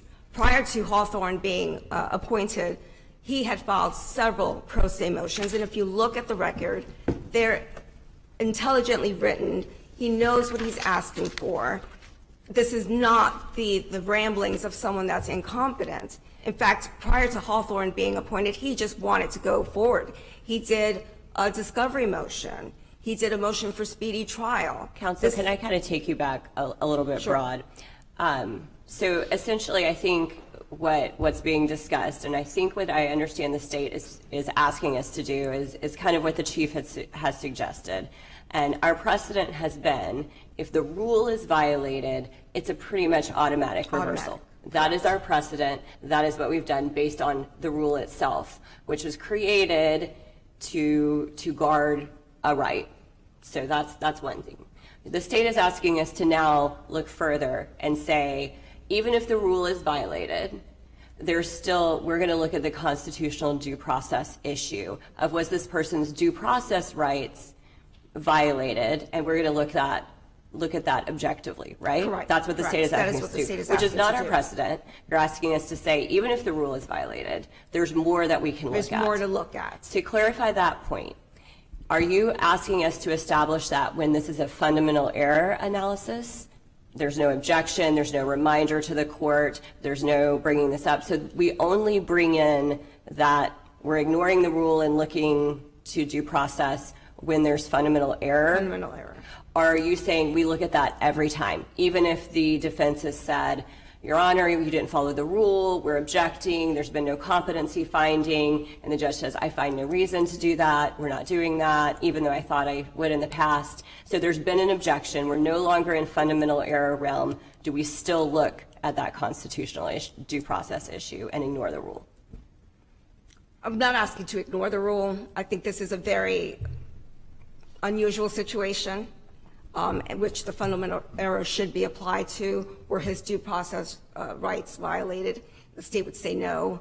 I think we need to go a little further and to see what actually happened, again, aside from that first hearing. And I think the fundamental error rule would be applicable. I think that's a case-by-case basis. It should not be just a strict, we've asked for the evaluation, and everything goes, and he's entitled to a competency. So the only time that we would look beyond the rule to sort of this constitutional due process violation is when we're evaluating for fundamental error where there's been no objection. There's no objection. I mean, so you're not, to get to the, I mean, to elaborate on that question, I mean, if there was a lawyer that said, every time they showed up, they said, hey, I'm just a reminder, Judge, I know you've said you want to keep going, but I just want to remind you, none of this should be happening today because you ordered a competency evaluation and you said there were reasonable grounds to believe, and we haven't followed the rule, but you're telling me that this has to go forward, so we're going to go forward. As opposed to, this is almost like an invited error type situation where you have this thing that happens and then years go by, pretty much. And everybody's, nobody's telling the judge, hey, this whole thing is illegitimate, it shouldn't be happening or whatever. So I don't know that we need to, whatever we would do, we wouldn't need to say that, someone can sit there and be invoking the rule time after time and we're still going to go straight to the constitutional analysis and ignore a remedy for a rule violation. Correct. I mean, this was a very unusual situation. Again, it does look like that evaluation was abandoned at that point. I mean, we had Judge Nackey who had it first, and at what point did the defense counsel remind the judge about the? It was never reminded. No, we went from Judge Nackey to Judge Singletary, and I believe there was maybe a 4-year period between the last judge seeing the defendant and trial counsel and the new judge. Hawthorne never reminded anyone. In fact, she didn't apprise the new judge that there was an evaluation out there or that there was a competency hearing out there. There was no reminder. What Hawthorne said was he has not been deemed competent. And again, in the context of that whole hearing was she hadn't seen him in about a year. So she didn't know what he was like at that point. But no one reminded the judge, hey, we have not had a competency hearing. Well, she did that. She said, my client has not been deemed competent to proceed. I mean, what else? Should she has a judge, you may recall that 2 years ago you ordered this mental evaluation. This wasn't the same judge. Right, this was a different judge. So he didn't know about this, and she did not, her words were not, he has not been deemed competent because there hasn't been a competency hearing. This is a new judge. He doesn't know about this. So what you're saying is she should have reminded this new judge that a motion for mental evaluation had been granted, and the determination as to his competency has not been done yet, and therefore you can't do anything until that's done. Something like that, would that be sufficient? I mean, if she thought there was something wrong with him, but she didn't. Well, but counsel, if someone says to a trial judge, the defendant has not been deemed competent, doesn't that conjure up in the judge's mind the idea that there's been a request for a determination of competency? But that just, otherwise that comment would just make no sense. Well, it came from the state saying that he is presumed to be competent unless otherwise. And that's when she responded with, no one's deemed him to be competent.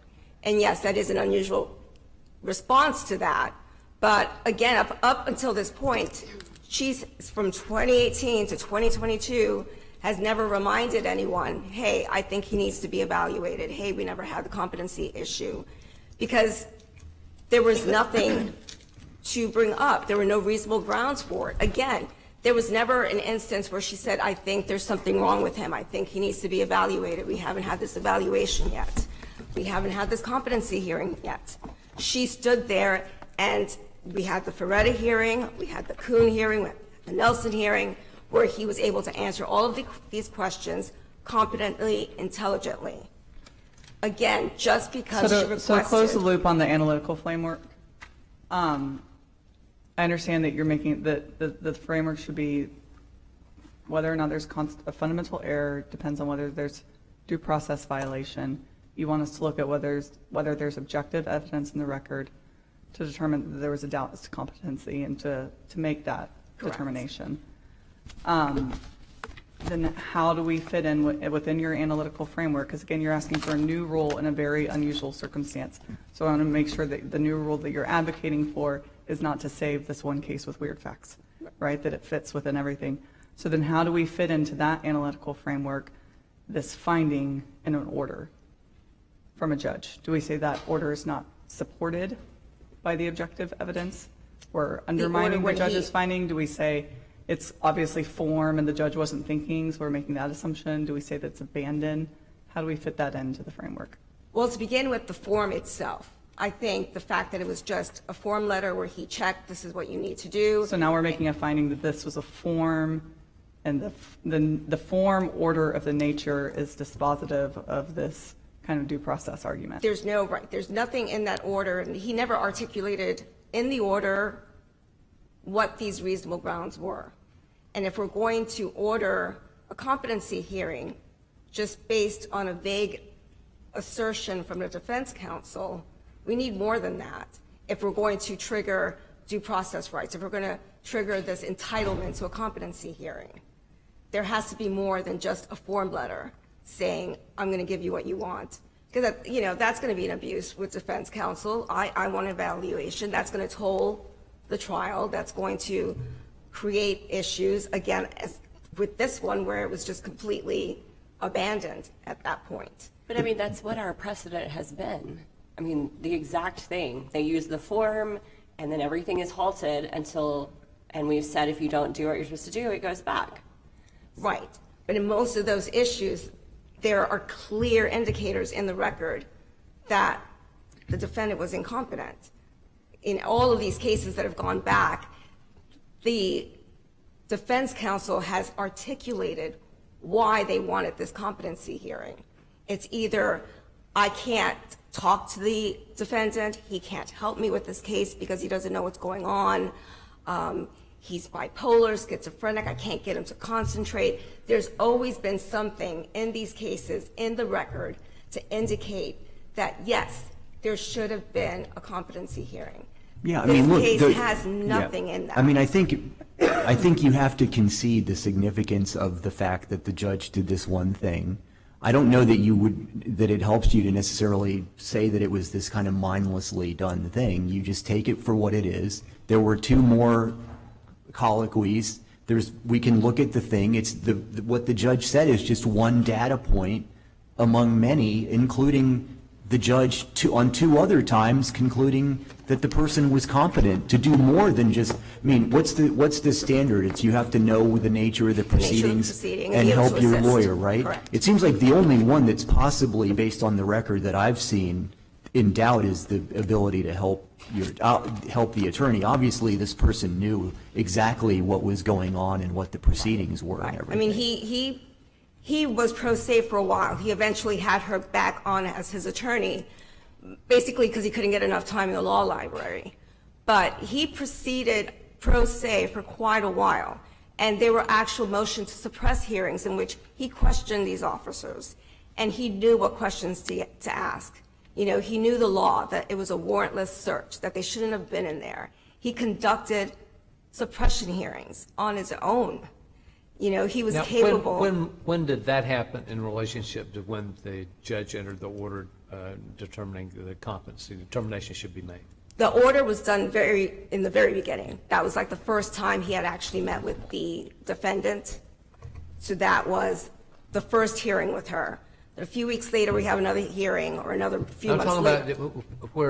I'm talking about what you're talking about now, where he's doing. That was after. That was after that initial. After the FREDA hearing, right? After the initial granting of the evaluation. Okay. So I'm clear. The suggestion is being made that we look at the entire record. The fact that he was able to do a motion to suppress by himself, the fact that he was arguing this, the fact that he's arguing that, and make all those factual findings up here at the Supreme Court that should have been made by the trial judge, and determine that he was competent to proceed. That's what we're going to do, and is completely ignore the rule that says you order a mental evaluation to determine competency to proceed. You do nothing else until that's done, and we determine that the person is competent to proceed, to understand the proceedings. So we're going to do that now. We're going to do factual findings here at the Supreme Court. What I'm asking is whether or not he was entitled to that competency hearing and whether his due process rights were violated. Right. So we're not making the competency determination. What we're deciding is, was the absence of a formal competency hearing a due process violation? Correct. Based on everything that should have been, that was apparent to the judge. Right. And I think the idea of the time sequence is because you know, if you're making a due process argument, you would have to kind of identify the point at which, you know, there should have been a hearing. So if you're going to go to point one, it seems like really the only material thing is the lawyer say so. My client might be incompetent. We know that that's legally insufficient. So then you're going to have to, if you start moving forward, then you've got all this kind of weird behavior, which has to be balanced against this other stuff that's going on. Correct. So when it's your turn, I think the question is going to be, is your argument a rule violation argument or is it a due process argument? But you can have 30 seconds to finish up. Okay, I just want to briefly hit the other ones. As far as the Dr. Pritchard, again, I don't think he really acquiesced to the fact that he couldn't conform. I believe where he went on that was that he didn't know what the circumstances were, he wasn't there, he didn't speak to Mr. Roberts, and that perhaps the fact that he was sorry for what he did might be a mitigating issue. So of course you can use that in mitigation, but that doesn't amount to a statutory mitigator in this case. As he testified, he said Roberts did not suffer from any mental health symptoms. Again, this is a mental health mitigator. And this also kind of ties in with the competency issue. If I just want to briefly touch on that. He was never Baker acted, never found incompetent before. He did not suffer from any mental illnesses that would have prevented him from proceeding forward in trial. He suffered from anxiety and antisocial personality disorder. So again, really there is nothing in this record that would show that his due process rights were violated and that he was entitled to a competency hearing. And the state would ask that you would affirm the lower court's conviction and sentence of death for Mr. Roberts. Thank you. Thank you.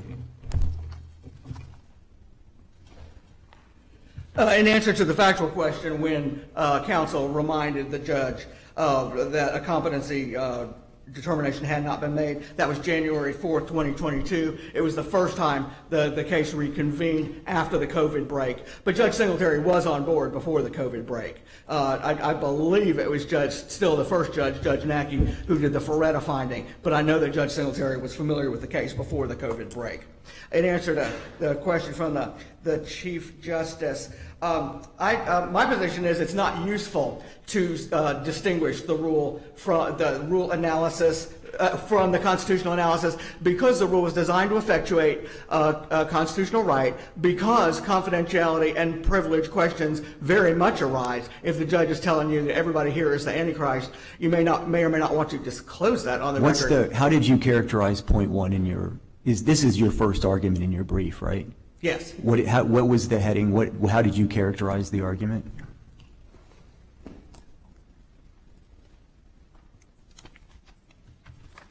You're correct, Your Honor. I have invoked the due process clause. Right. So you're making a due. And we know that the rule says there has to be a hearing within 20 days. If there's a hearing in 30 days, that's not a constitutional due process violation. Oh, a timing violation. No. So, but it violates the rule. So due process and the rule are not coextensive. You know, the rule says that it's optional whether the court even appoints experts. The court could say, I'm going to hold a hearing in 20 days, and we're going to come in and I'm just going to kind of figure this out on my own, right? I mean, so, and, you know, the rule at the beginning says you can't proceed against someone who's incompetent. The judge here didn't find that the person was incompetent. He said, I have reasonable basis to believe, which we know was based entirely on what the lawyer said, which we also know is constitutionally insufficient standing on its own to trigger a due process right.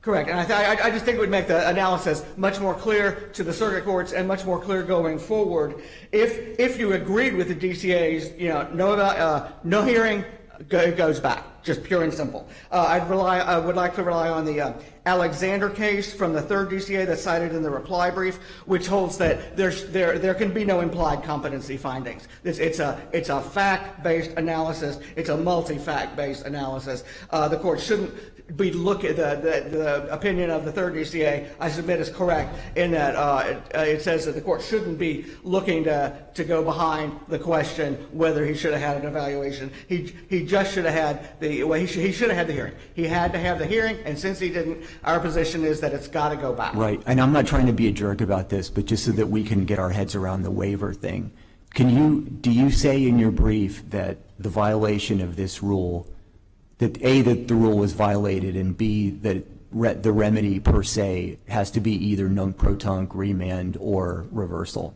Do you make that, and I'm not, this isn't a gotcha thing, I'm curious, do you argue that in your brief? Did I argue in the brief that it's got to go back for both reasons? Based on purely on the rule violation as opposed to a constitutional due process violation? Judge, I'm not trying to be evasive, but I believe I just considered them both together. Okay. And that the court should as well. I asked the court to reverse and remand. Thank you very much. We're going to stand in recess for 10 minutes and then take up our final case for today. Thank you.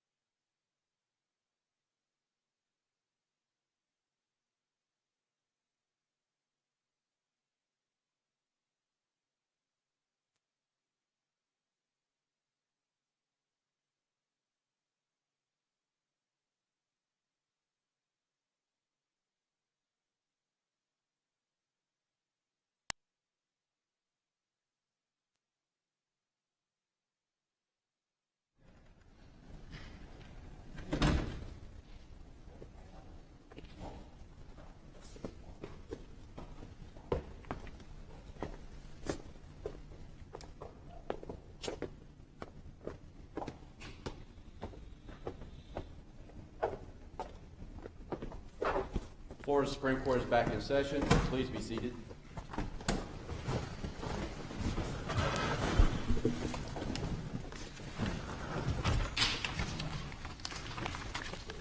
So first of all, let me just thank everybody for taking the time to come up here to present your views on this rule, and for everyone who submitted written comments. This is obviously a really important issue, and we appreciate everybody's interest in helping the court to get this right.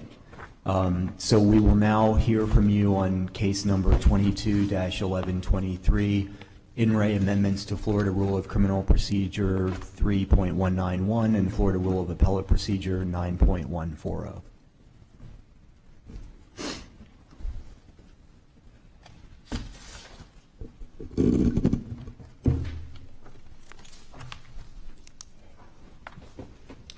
Good morning, Chief Justice and Justices of the Court. I am Thomas Winokur. I am here on behalf of the Criminal Court Steering Committee. As you know, the Steering Committee did not make this proposal that we're discussing today, but the committee does in fact support the rule revisions as we indicated in our comments. In particular, I believe our comments noted that the committee is in agreement with the comments submitted to the court by the Florida Prosecuting Attorneys Association. So primarily, I think you could probably rely on those. Justices, you're considering what is, arguably, by my estimation, the first substantial revision to the speedy trial rule, to Rule 3.191, since 1984, when you adopted the recapture period to the rule. And as you know, these amendments that we're considering today, they're kind of a long time coming. This is the third time in the past 4 years that there's been a petition before this court to submit amendments to the rule. And in one way or another, each of those petitions was, like I said, in some way initiated by this court itself. And while the two prior ones and the one right now are different from each other, they all have one thing in common, and that they're all intended to ensure that criminal prosecutions are decided on the merits and that they are not dismissed on procedural grounds without any kind of a corresponding violation of the criminal speedy trial period to justify that dismissal. So this latest attempt appears to me to be a kind of compromise position compared to the first two petitions, but the committee still believes that the changes are an improvement. By the way, I say compromise because unlike the earlier petitions, this one does in fact keep the time period, the time period in the speedy trial rule, in particular subdivision 1 or A, does still start at arrest, and that was a change. That keeps that rule, and that was different from what was in the original petitions. The other is that, at least for most cases, failure to comply with the time periods in the rule will in fact result in a complete discharge. So those factors were not in, I think, in the earlier petitions, and so I consider those a compromise. Can I ask you, Judge, just maybe and get in the weeds a little bit? The main one of the main concerns that I had was the question as to when there's an arrest. When does that take place? As you know, prior to this rule, that wasn't always clear as to when someone was actually taken into custody, and thereby the rule begins to run. Here, under the new proposal, it says arrest for purpose of this rule means when a person is taken into custody. Doesn't that kind of just throw us right back? I mean, does that mean when the person is actually booked in the county jail and there's a picture taken and so on and on?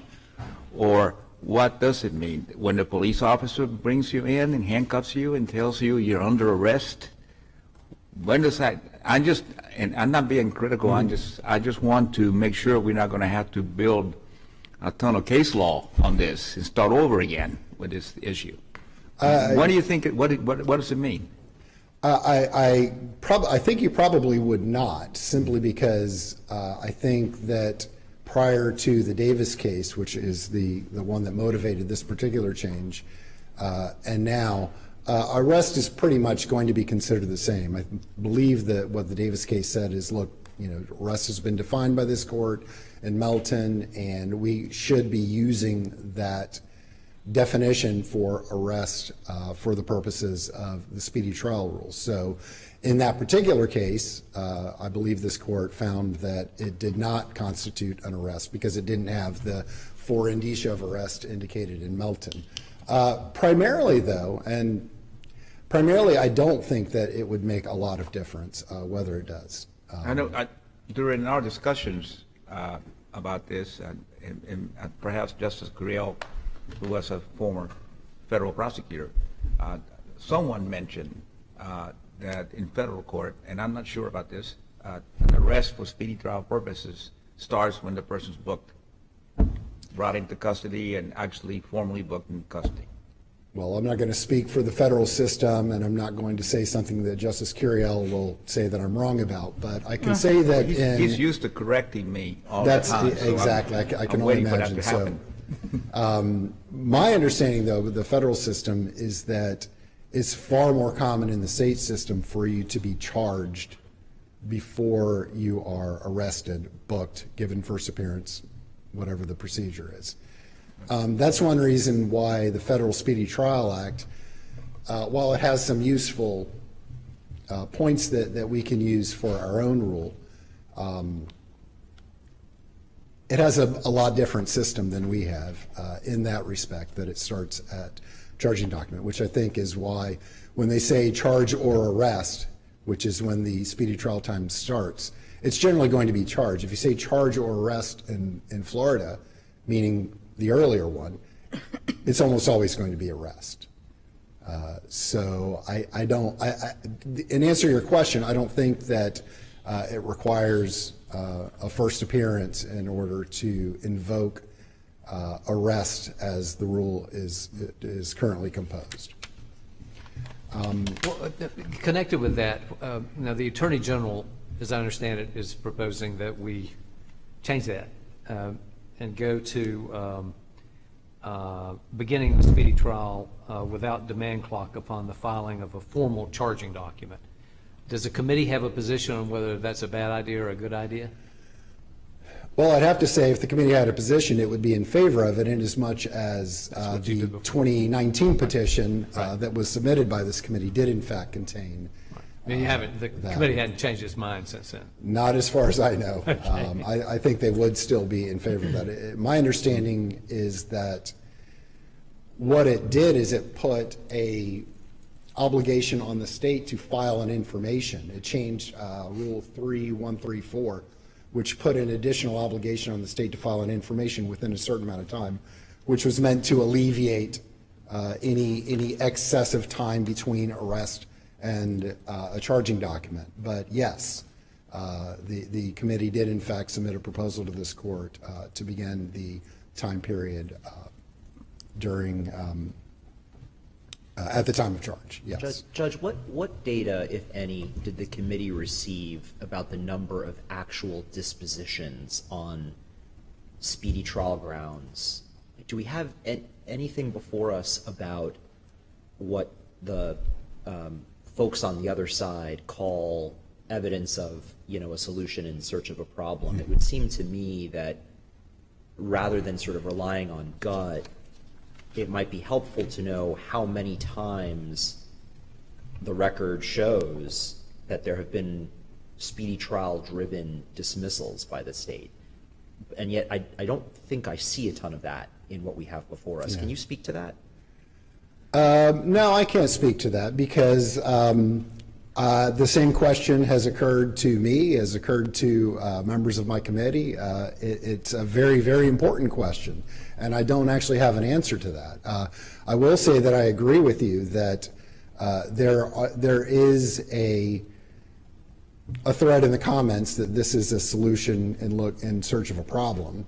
And I've seen that, for instance, the number of cases that are actually discharged as the result of the speedy trial rule is vanishingly small. And I understand that. And you're right, there probably do need to be some numbers to determine what the actual effect of the rule is, because that actually is an extraordinarily small percentage of the effect that the rule has, and arguably a negative effect from the prosecution's perspective. But isn't it also true that to the extent that there are any cases in which a dismissal under our rule works a miscarriage of justice, given all the circumstances, that itself would be problematic, even if it's only a few cases? I think that's an excellent point. I think you might hear that, you've probably heard that it's better that 1,000 go free than an innocent man be convicted. But I think that applies here. Nobody innocent is in jeopardy at this. That's not what the speedy trial rule is about. And I agree. I don't know how many unjust dismissals are necessary for this court to consider whether the rule should be amended. It's not the typical way, in my experience, that this court amends its rules. But that said, just to follow up on Justice Curiel's question, how many times is the state required to null process information because of Rule 3191 issue? How many times have they not brought charges at all because of Rule 3.191 issues? How many times have they not been able to amend a complaint because of these rule issues? How many times have they had to go to trial not as prepared as they wanted to because of Rule 3.191 issues? There is a great effect of this rule. This is an important rule. It's important to defendants, of course, and it's important to the prosecution as well.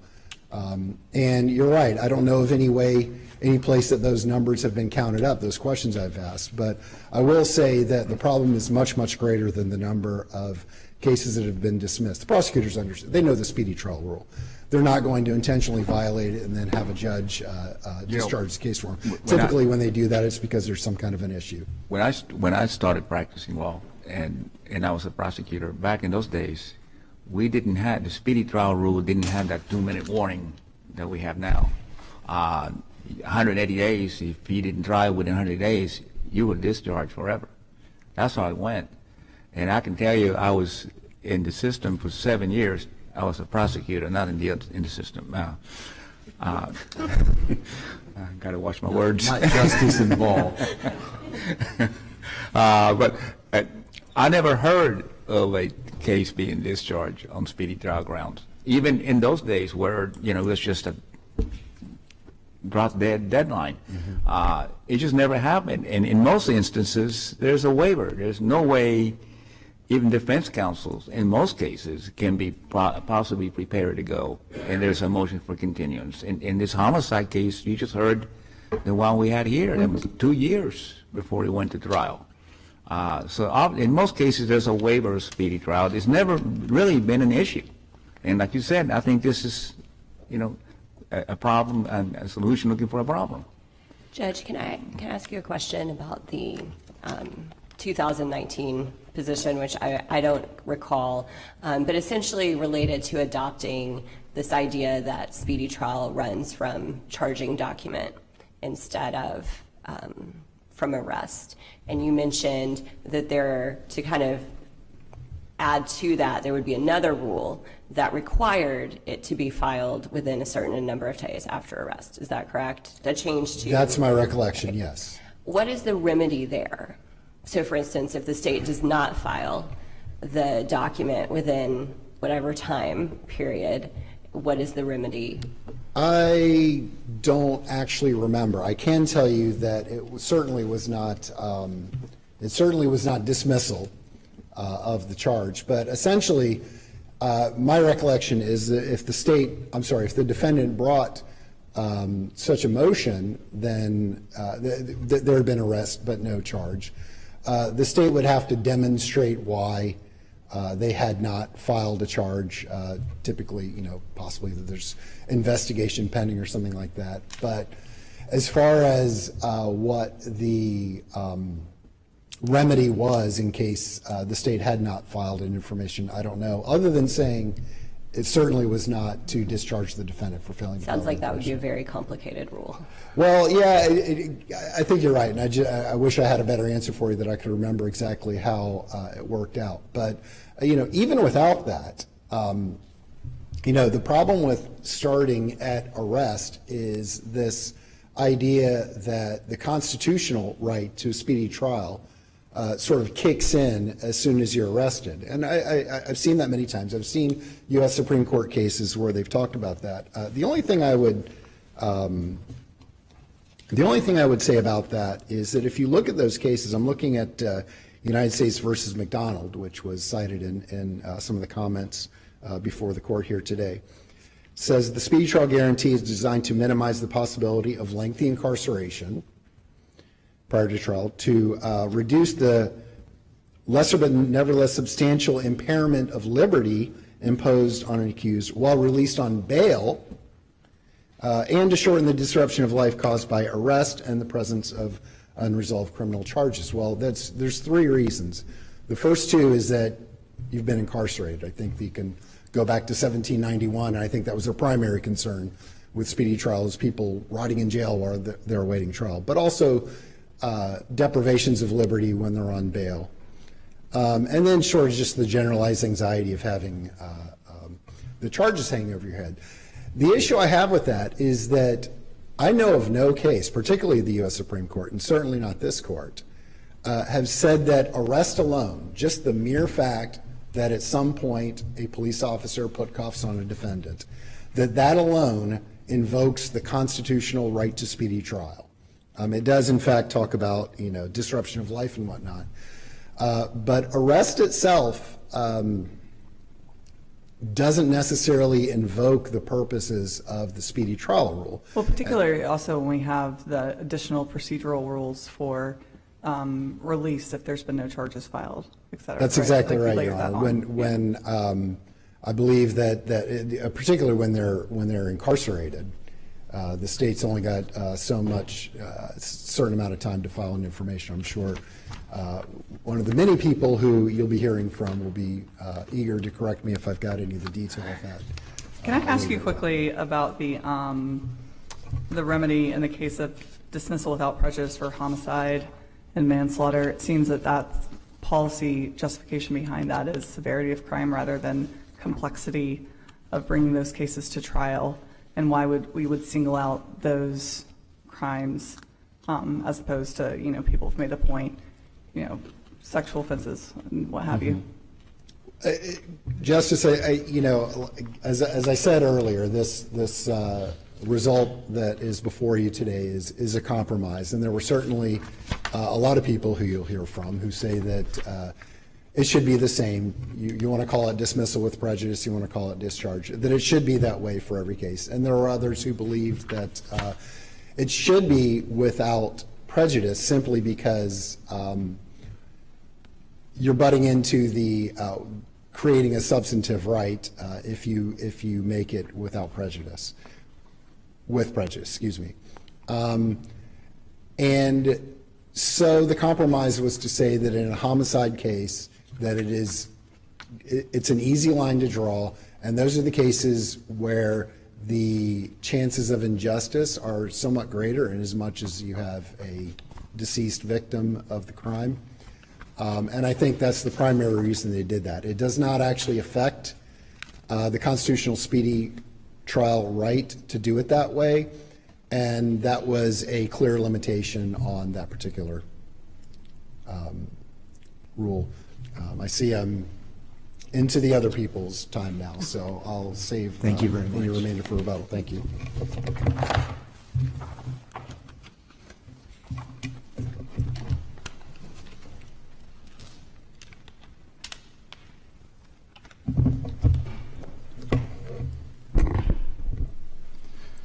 Mr. Chief Justice, and may it please the Court, the Attorney General supports these rules with the additional proposal that we've put forward to the triggering mechanism because we believe that we can have a speedy trial rule that works for everyone and that the current rule does not work for everyone. It primarily works for criminal defendants and does not advance the broader interests of our justice system, including respecting the interests of the public, of victims, and of course of prosecutors.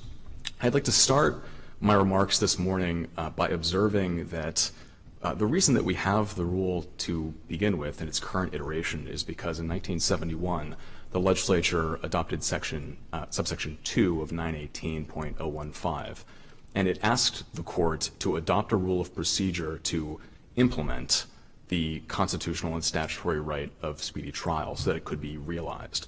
And we think, in point of fact, what the current rule does is expand the Sixth Amendment right to speedy trial far beyond the right that the United States Supreme Court has recognized. And I don't think you will hear any commenters today from the defense bar side of things arguing that this rule, with its very strict and mechanical time constraints, is required to protect the Sixth Amendment rights of defendants. And just to give you an example, under Barker versus Wingo and Doggett, the Supreme Court has said that a court does not even run the constitutional speedy trial inquiry until at least the 1 year mark, which is when a defendant can show presumptive prejudice.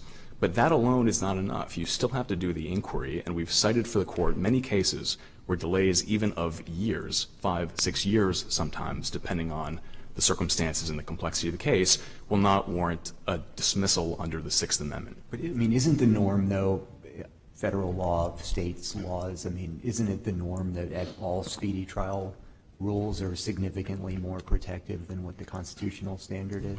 I think that's right, but if you start with the sort of baseline that this rule is not required, I think it does give you more flexibility to consider things like the actual effect on the ground that this is having on the administration of justice throughout the state.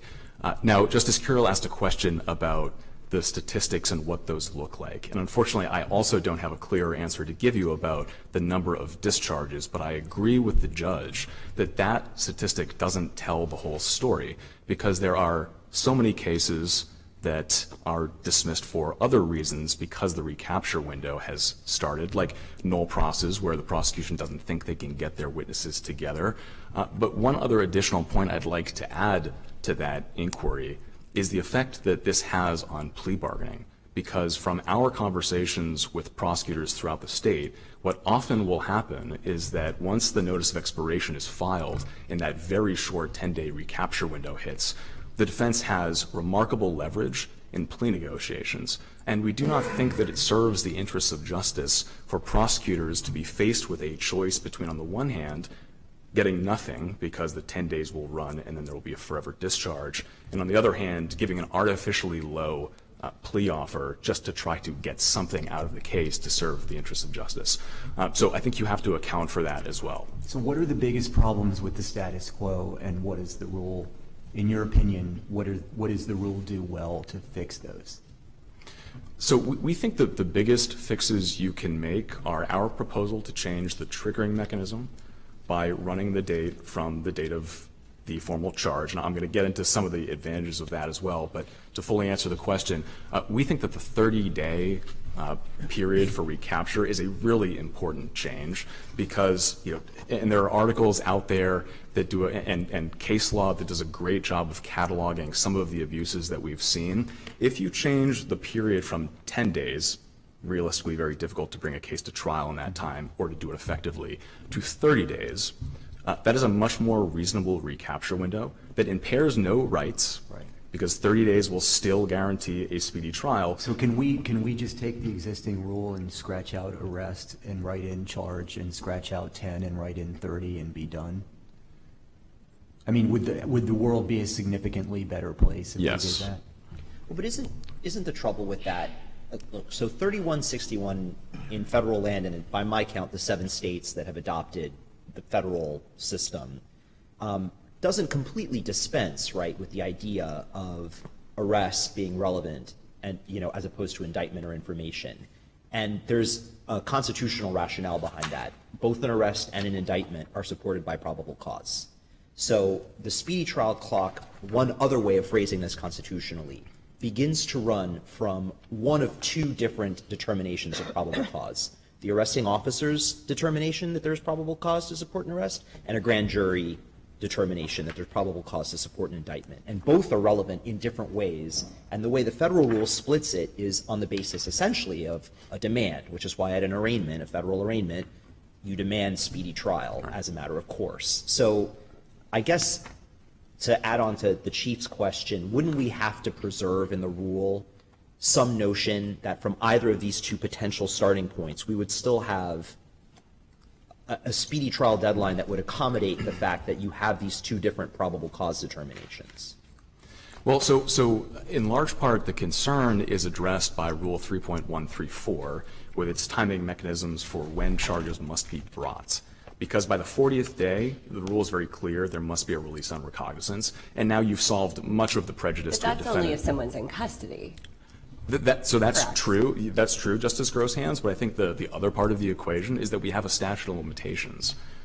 So for second and third degree felonies, it's 3 years. So I do think that you are reducing that period in a way that is potentially problematic. And justices of this court for a long time have been raising the concern that that is impinging upon the legislature's prerogative to set that statute of limitations at 3 years or 5 years or whatever it may be. So we support changing the triggering mechanism in subsection A and not making an additional change along the lines of what the 2019 proposal would have done. Just, if you know off your head, if I get arrested today and I'm in custody, how long does the state have to file charges?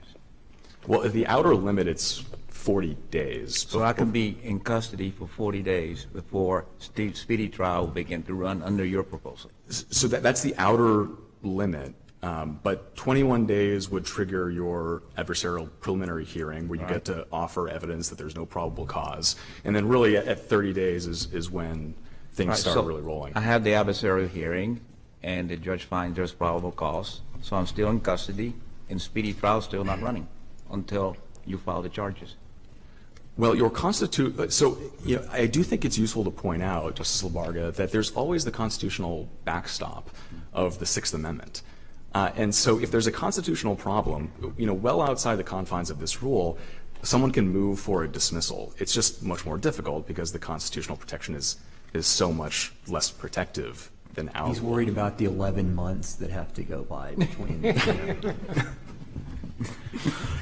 Essentially, under your proposal, someone could be arrested. So there's been a finding of probable cause, as Justice Coriel said, by someone.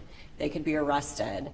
They could be under extensive bail conditions. And 3 years later, there could still not have been an information filed, and that would, in your mind, be adequate to protect any constitutional issue. Well, going back to the statute 918.015, we think that's the whole point of the rule, is to make sure that you are safeguarding constitutional rights. And in United States versus McDonald, the Supreme Court was very clear that when charges are dismissed, or in our circumstance, if there's a no action filed, that the federal constitutional clock is not running. Isn't McDonald kind of an odd case because there were two different sovereigns involved there? Well, perhaps. Did you have a way? But because it had to do with charges by the military having been dropped, and the relationship between that and then subsequent charges by the state. Isn't that correct? Sure, although I think that the basic principles that the court espoused would still I know apply the court here. seemed to be kind of like that didn't seem to factor into what they were talking about. But when I say odd, it seems odd that the issue there would not have just been resolved on the fact that we've got two different sovereigns. Oh, that's sure. I mean, I suppose that's another way to get to the result that there's no. But it would seem to be the kind of it would be the one that would occur to me first. But obviously, I'm not on the U.S. Supreme Court, so it didn't occur to them. So we got the charging issue, the 30-day issue. Is there any other significant problem that you think that this rule addresses well? Well, giving the state the recapture window in all cases, I do think is important. That's an important change, and because of a case like McDonald, there's no federal constitutional problem when charges have been no actioned or null prost. And so it's just, I know my time is short, but I appreciate that. So one of the comments that's been made from the FPDA, the public defenders, on page, if you look at the bottom of page 5 of their brief, they raise a logistical problem, which I do think is worth talking about, because they point out that I think the statistics they used were in a 2-year span, 62,000 cases where the PD was appointed, but the charge was, it was no action, right? So no charges ever filed. And something like 70,000 cases in the same period where there was a null pros, so charges filed but then dismissed. And so they're saying, well, this notice of expiration requirement in all cases poses some logistical problems for us because it's just a lot of work for clerks and for public defenders. So I think we solved much of that notice of expiration problem with our proposal about running the time from formal charging. You take the 62,000 cases, they're not a problem because there's not a formal charge in those cases. We've also tried to meet them halfway with respect to this problem with the null process because we've offered the solution, which I think is a good one, that allow prosecutors to null pros with prejudice. The FPDA themselves say that many times the state attorney has no intention of ever refiling the charges. And so in that circumstance, the ASA null process with prejudice, and there is no need to ever file a notice of expiration because the case is over. So I think that the notice of expiration requirement in all cases is very valuable, and to blunt any of the logistical problems, you can adopt that view. But in any event, if you thought at the end of the day there were a problem with notice of expiration in all cases, the answer would not be to scrap the whole project and make none of these changes. You might instead consider, and this is not something that we discussed in our comment, but you might instead consider requiring the NOE, the notice of expiration, in all cases, but only allowing it to be filed if there were extant charges, so if there were pending charges. Under McDonald, that is not a Sixth Amendment problem because the clock is not running when there are not charges. And that way you address all of the logistical problems. You only need to file the NOE if the charges are pending, and that gives the state the 30-day window. And we think that would cure a lot of problems. Thank you. Thanks so much.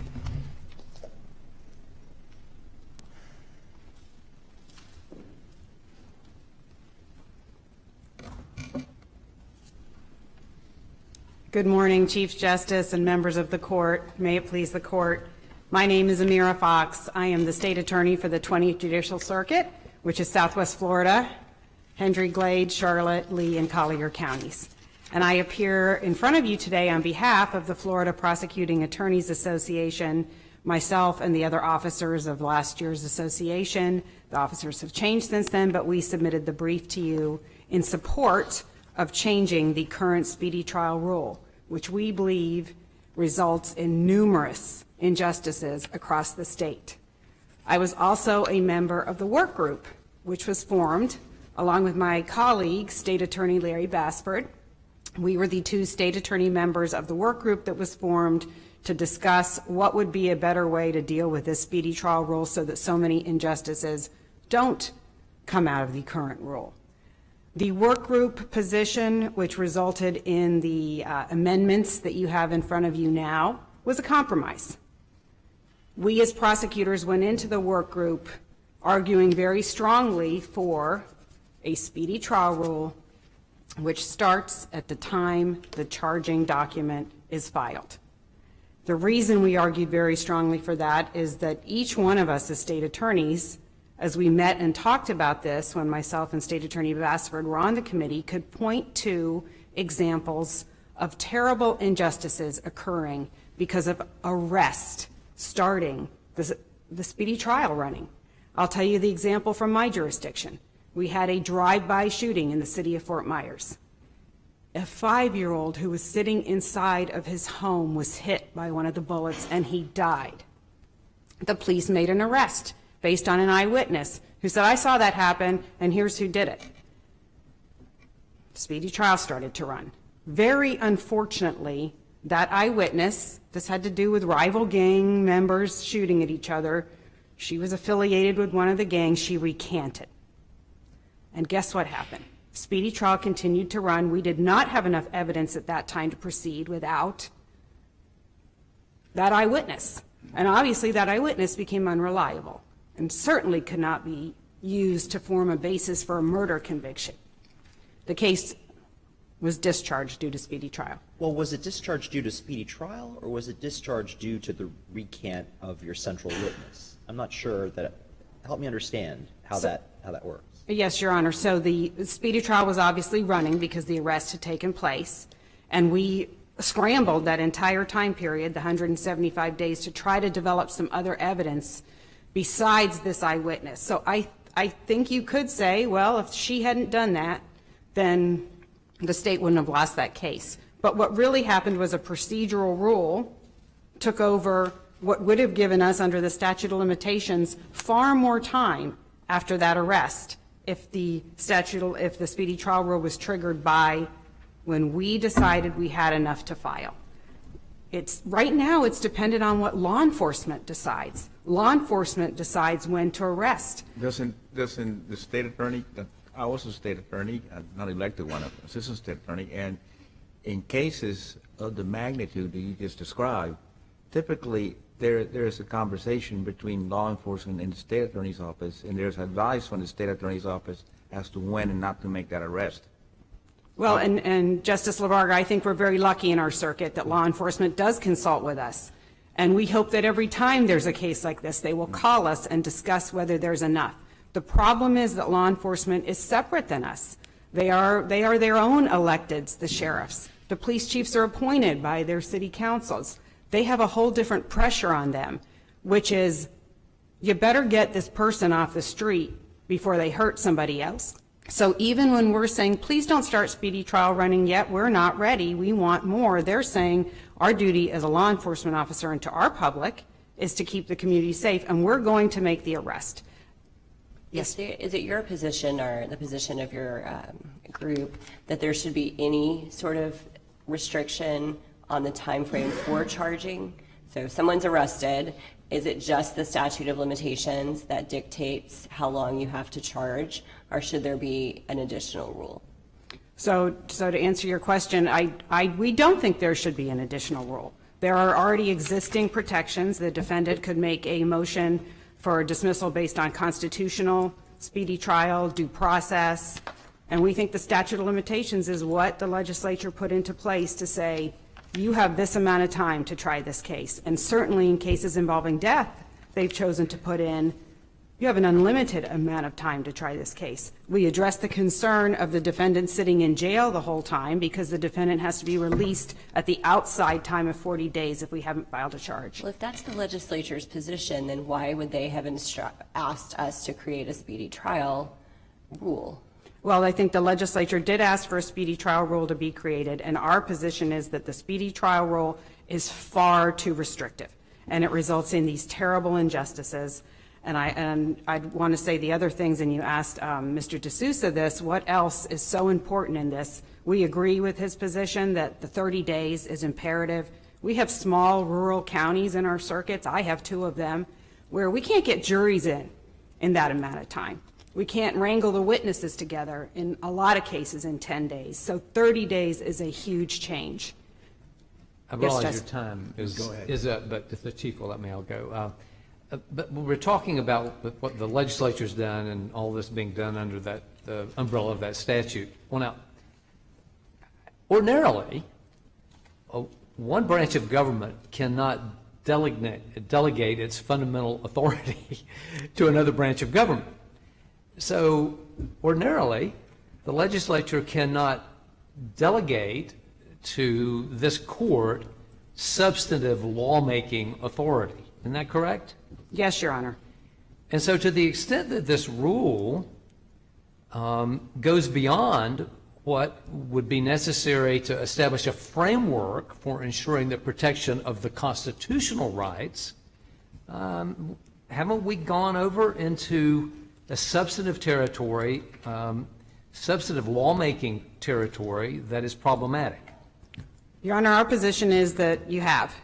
That the statute said you should write a rule that gives the defendant a right, the constitutional and statutory right to a speedy trial. And a rule was written. And the rule is so much more restrictive than what the statute says, and in fact interferes daily with the statute of limitations. I think if you could call any prosecutor in the state up here, assistant state attorney or state attorney, and they can give you heartbreaking examples of that rule, a procedural rule stomping all over the statute of limitations and thus arguably interfering with a substantive law. So what would a rule that's limited to something like what Justice Kennedy suggested, conceptually, what would that look like? Well, I think you see at the very beginning of our brief, we suggested that the rule could simply say that the defendant's speedy trial rights should comply with the state and federal constitutions and the Sixth Amendment, and leave it at that as far as the general purpose of the rule. And then there's also a suggestion with and without prejudice that you could certainly have a system where you dismissed every case without prejudice. There's a suggestion you could go closer to the federal system of every single case a judge would weigh, should this be with or without prejudice, taking into account the seriousness of the charge, the administration of justice, and whether re-prosecuting the case would affect the administration of justice. In other words, with prejudice, if the violation constituted a constitutional violation. Correct, Your Honor. I think that's exactly right. And we also agree that another way to cure this would be to make this a weighing system, as in the federal system, of case will be dismissed if you don't file within a certain amount of days, and let's weigh whether or not it would be with or without prejudice. We suggest that and I just do want to briefly address, if you'll let me, just to finish up, the with and without prejudice and why we chose the death of a human being, which, by the way, we think it should read death of a human being, not murder or manslaughter, because there's other death cases like vehicular homicide. But the reason we did focus on those two charges is because the examples that were coming out of the different state attorneys' offices where they believed severe injustice had been done was on homicide cases, almost across the board. So that's why we chose that. Again, that was a negotiated position of the work group. The Florida Prosecuting Attorneys Association feels that it actually would be a better idea and a better scheme to weigh out, let the judge weigh out, using that set of circumstances and factors like they do in the federal system, whether the dismissal should be with or without prejudice in every case. The death cases were a compromise position of the work group. Thank you very much. Thank you so much.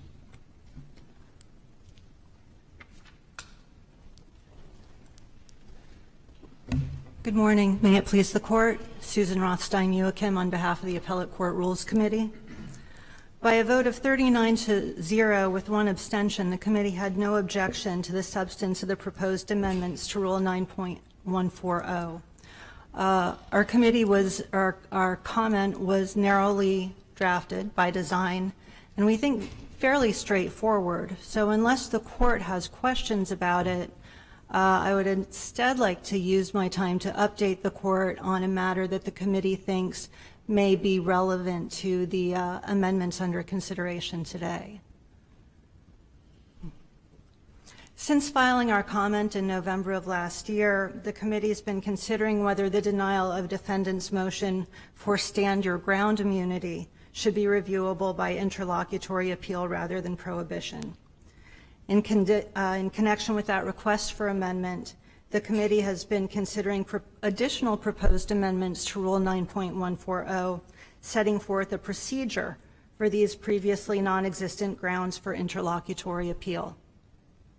Now, the committee has not yet considered whether the immediate right to appeal under the amendments we're discussing today might be appropriately grouped with these other interlocutory appeals for procedure purposes, but we did want the Court to know that that is in the pipeline, and we anticipate having some procedure hopefully by the end of the year, but we are still in fairly early stages. Nonetheless, in connection with any proposed amendments providing for an interlocutory appeal procedure, the committee most likely would also recommend amending Rule 9.030B1B to expressly include a reference to Rule 9.140. As it currently stands, that rule provides that the district courts of appeal shall review by appeal non-final orders as prescribed by Rule 9.130. And so the court may want to consider whether it would be appropriate to amend that rule in connection with this set of amendments. And unless the court has any questions, I'll cede the rest of my time. Thank you very much. The committee always appreciates the opportunity to provide input, and thank you for allowing us to appear today. Thank you. It's good to see you. Nice to see you as well. Your Honors, Benjamin Eisenberg on behalf of the Public Defenders Association. We're here, as previously mentioned, for the third proposal to effectuate the most significant change to the speedy trial rule since the advent of the recapture period in 1984. From the inception of these proposals, the steering committee took the initial consensus view that the speedy trial rule is generally working and therefore a major overhaul is unnecessary. Counsel, if you heard the question I asked earlier about our authority to adopt substantive law and the legislature's delegation here, what do you have to say about that? I mean, why isn't that in itself a problem? If we're operating under a rule here that has these substantive results, it really goes beyond anything procedural, purely procedural. Why isn't that problematic? Your Honor, respectfully, I don't find that it's problematic. First off, there is the statute which you referenced, but beyond that, But what about the point that one branch can't delegate its authority to another branch? And I don't believe that that's occurring in this case. The state has previously made reference to Barker versus Wingo. And if you read the opinion, it starts off that these two proposals that we actually have in our speedy trial were pushed to the United States Supreme Court, that being having a set date and having a demand. And so in denying having the set date, the United States Supreme Court said they did not have the rulemaking authority. But the United States Supreme Court also did say on 523, the states, of course, are free to prescribe a reasonable period consistent with constitutional standards. But that becomes a matter of state law.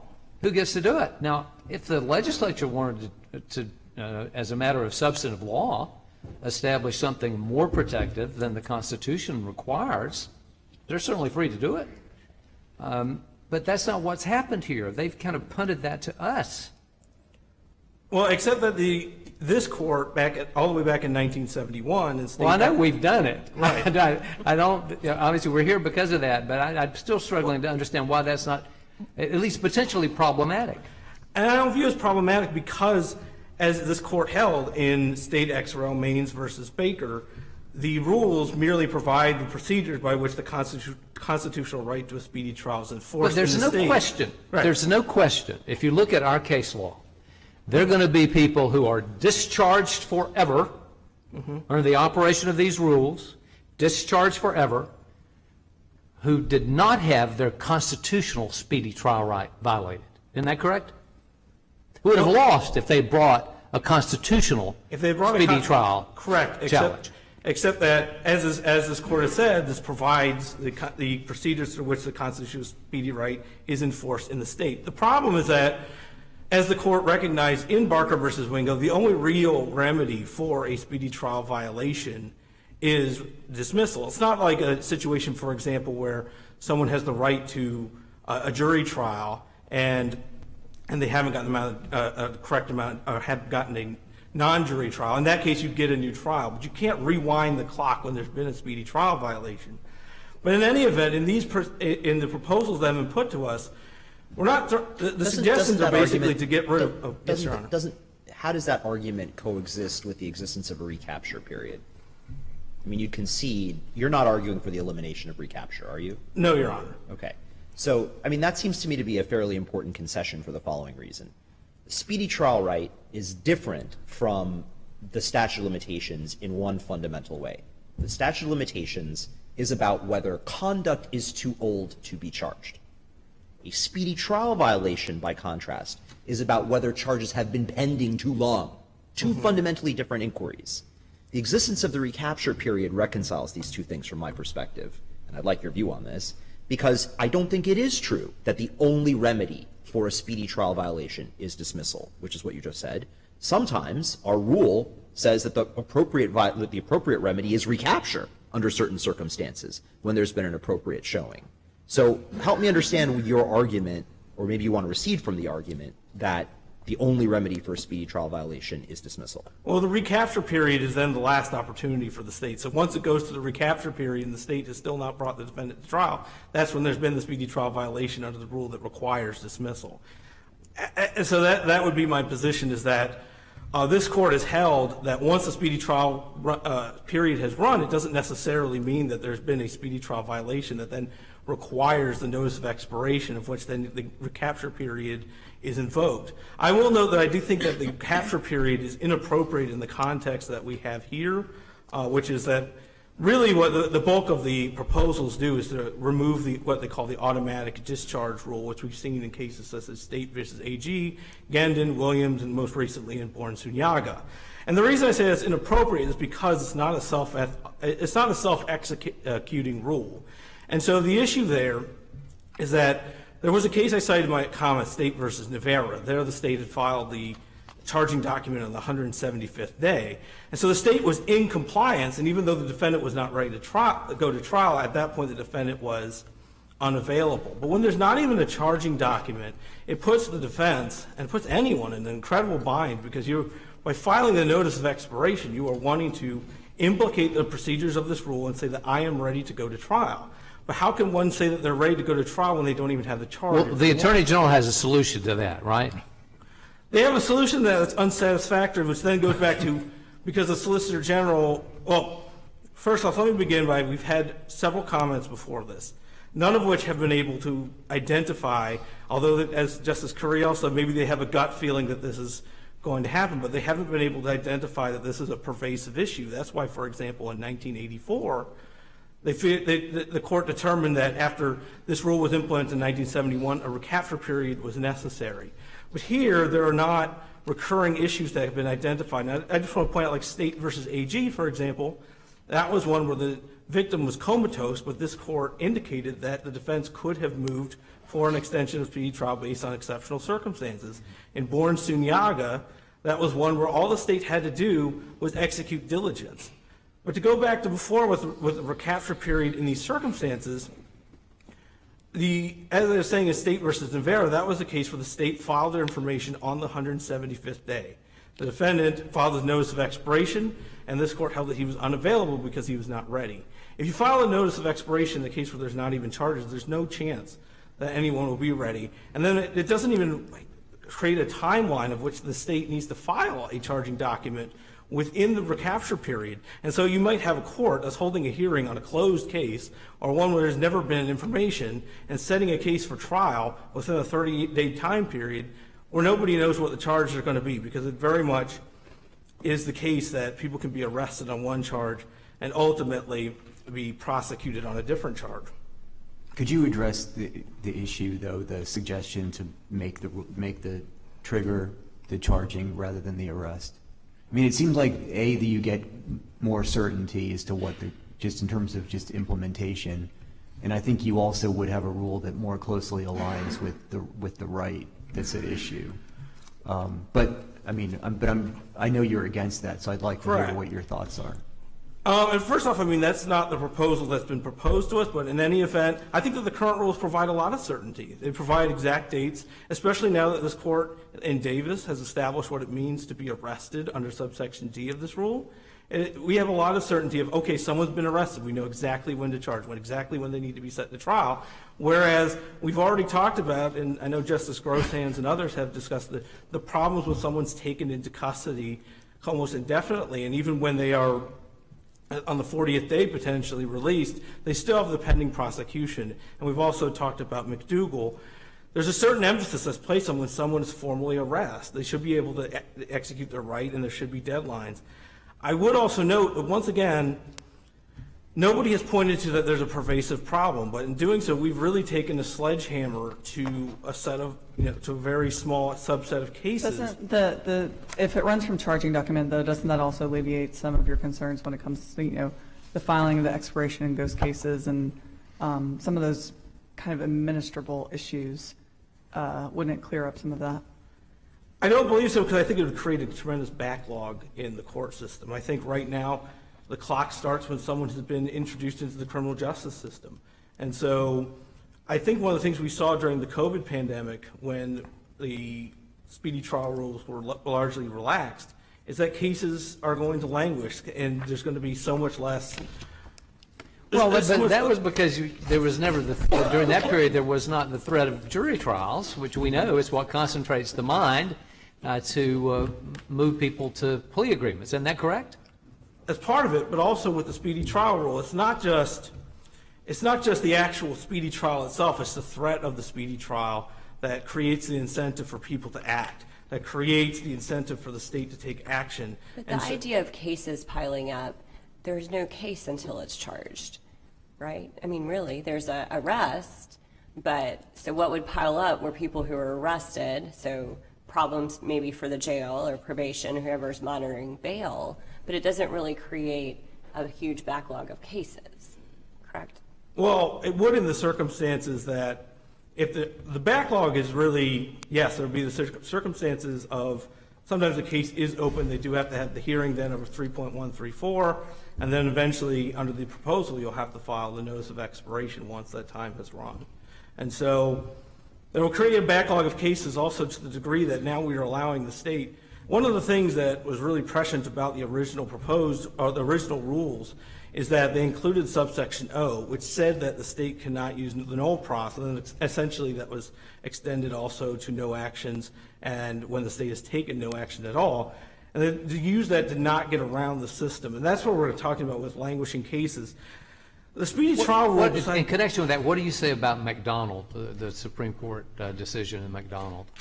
From a constitutional standpoint? I mean, McDonald is saying there's several aspects of McDonald, but McDonald, I mean, I think one of the most important points for us is that they place an emphasis that the Sixth Amendment speedy trial rule does begin to run when you are formally arrested. And so that would be the importance there. But our position on this is that the current speedy trial rules are not broken. There's not a widespread issue. And currently, if we were to accept the proposals that are done here, it will create an administrative nightmare. It will create, as I said, backlogs in the courts. And it's really unnecessary because, as Justice Labarga hinted upon, prosecutors know the deadlines. They know the cases that when they need to file information, when they need to bring cases. And in most of the serious cases, when we go to the changes related to murder and manslaughter, most of those serious cases, the state attorneys will assign their best state attorneys. The police will they will use their best resources. And many of those cases result in a waiver of speedy trial because the defense wants to be able to prepare as much as possible. And so I really think that these changes are not necessary. And I'd ask the court, based on our comments, to not make the changes as stated. Thank you. Before you sit down, let me just ask you, so philosophical objections aside, could you tell us what if we change arrest to charge and 10 days to 30 days, focusing just on the consequences that we should be aware of the effect of making those changes, what would you want us to know about that? I mean, I think I've already said what I think that the biggest thing is going to be, which is that the arrest is not something that just happens and then you're done. It is a moment of significance that includes you into the criminal justice system, of which it does invoke your constitutional right to a speedy trial, and it should invoke your procedural right to a speedy trial as well. Because it's a matter of you should be able to clear your name at the earliest moment. And so the current rules allow for that. And quite frankly, it's something that is not only a matter of protecting rights, but it's also a matter of court management. And without these rules, cases will languish forever or come in and out of the court system. And I don't think that benefits anyone, especially when the legislature and our voters have pushed for more initiative for cases to be more timely decided. Thank you very much. Thank you very much. Appreciate it.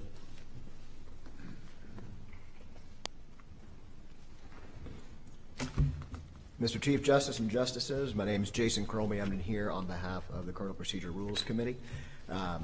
The committee was obviously divided in terms of who supported and who did not support the amendments, but we did generally agree on the comment we produced. So the minority position that was taken by the committee is really in sync with the Attorney General's position on this. They had a certain few key points that it was suggested eliminating speedy trial without demand, and someone had suggested potentially just having a speedy trial upon demand rule. The charging document being the triggering day, that was also something that was suggested by one of the people in the minority on the committee. Frankly, that was not really hashed out very much, so would like to give you a position that we have on that, but as divided as the committee was, and the lack of real substantive discussion on that, I'd prefer not to. And, their central point really was that a defendant is entitled to a speedy trial, not a speedy discharge. That was kind of the general theme on the minority group. In terms of the majority of the committee, their general theme was essentially the current rule is not broken. There's no need to fix it. It's been working for 50 years.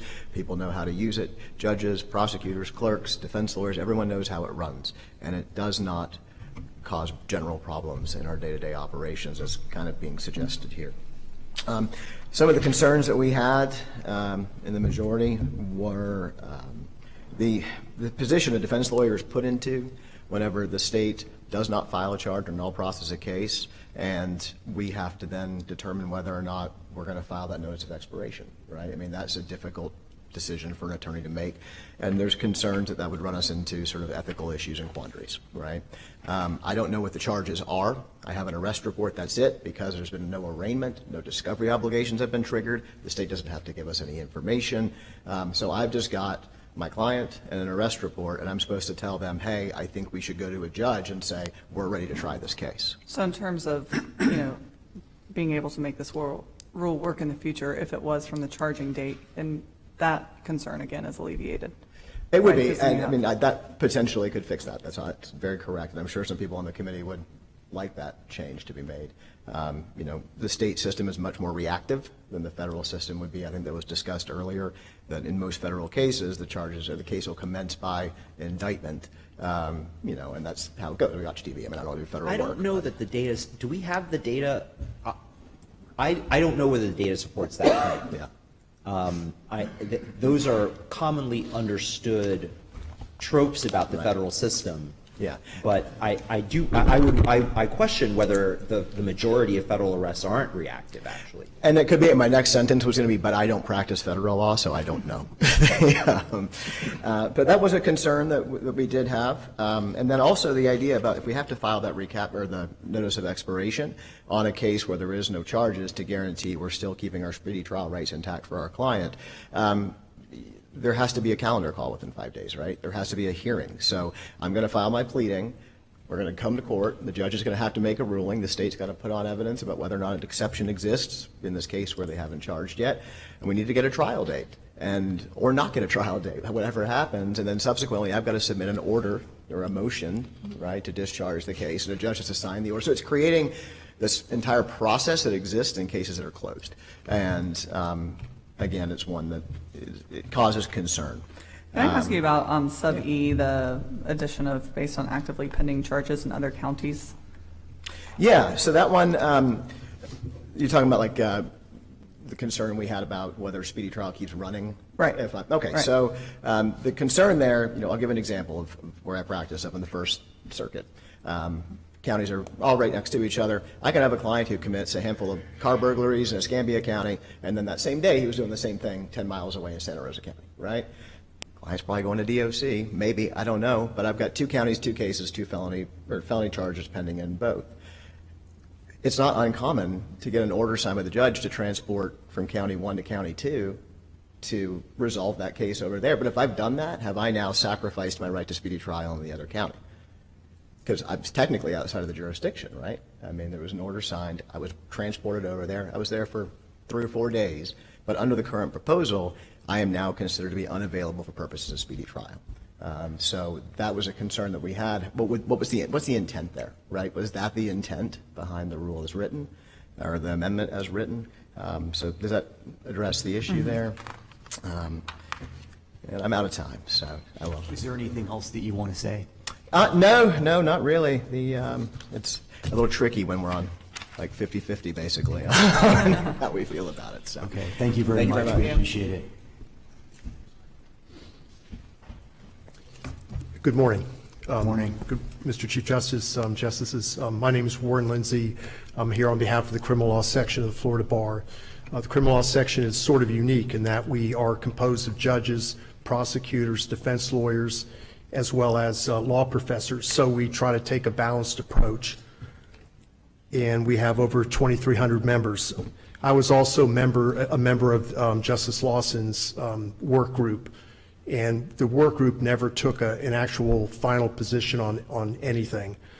But the criminal law section, part of our mission is to try to balance different interests in the system and to promote just, fair, and efficient dispensation of justice. Mr. Lindsay, Yes. could I ask you a question? And you can either share from the section or just from your view, if there's not a section position. Okay. But what is to you the most concerning issue with changing the time to run from charging instead of arrest? Yes, I think there's several issues. We would disagree with that, with doing that. First, that one thing that was never discussed is, from my experience, I've been practicing for 43 years. I'm a board certified criminal trial lawyer.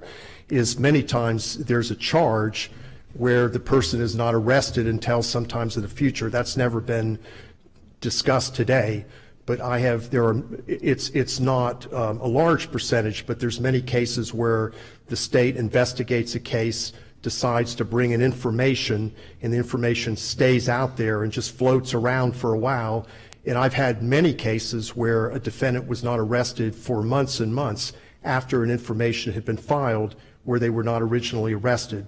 So that's one problem that hasn't been. I don't understand why that's a problem, because the speedy trial starts running from the time the information has been filed. So I'm right, but I'm missing something here. No, but I think that what we've talked about, what other counsel have talked about the reasons for speedy trial, about anxiety, about incarceration, the premises for the speedy trial don't exist in those cases where there's an information. But this is more favorable to the defendant.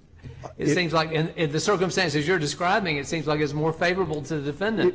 It would be, but I still, despite that, I still think that would not be addressing the core reasons for the speedy trial rule, that a person's been incarcerated, that they have the anxiety. The one thing there is there certainly becomes an accused at that point, which is all this is about, a person being accused under the constitutional provision.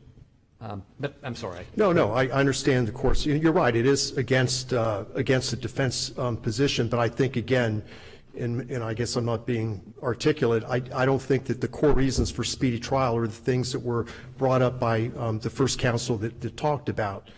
One of the things that the criminal law section did agree with is we agree that after discussion in the discussion group that the recapture period should be extended from 15 days to 30 days. I think that would address some of the issues that, and I think that Justice Coriel had talked about, because I think speedy trial is a balancing test between what is fair to protect the defendant's rights to speedy trial, weighed against the state and the other obligations to bring a charge more in an expeditious way. I'm sorry to interrupt you. Could you finish answering Justice Grosshands' question? You said it sounded like you had several. Yes. Things Another, that you wanted to know. Your Honor. Another would be that if it did that, you'd have an arrest, and you could have, like, for instance, in Orange County, when someone's arrested, and this is something, just a quick segue against this, but just listening to the court's questions, I think that if you wanted to have this addressed, because I think that there's a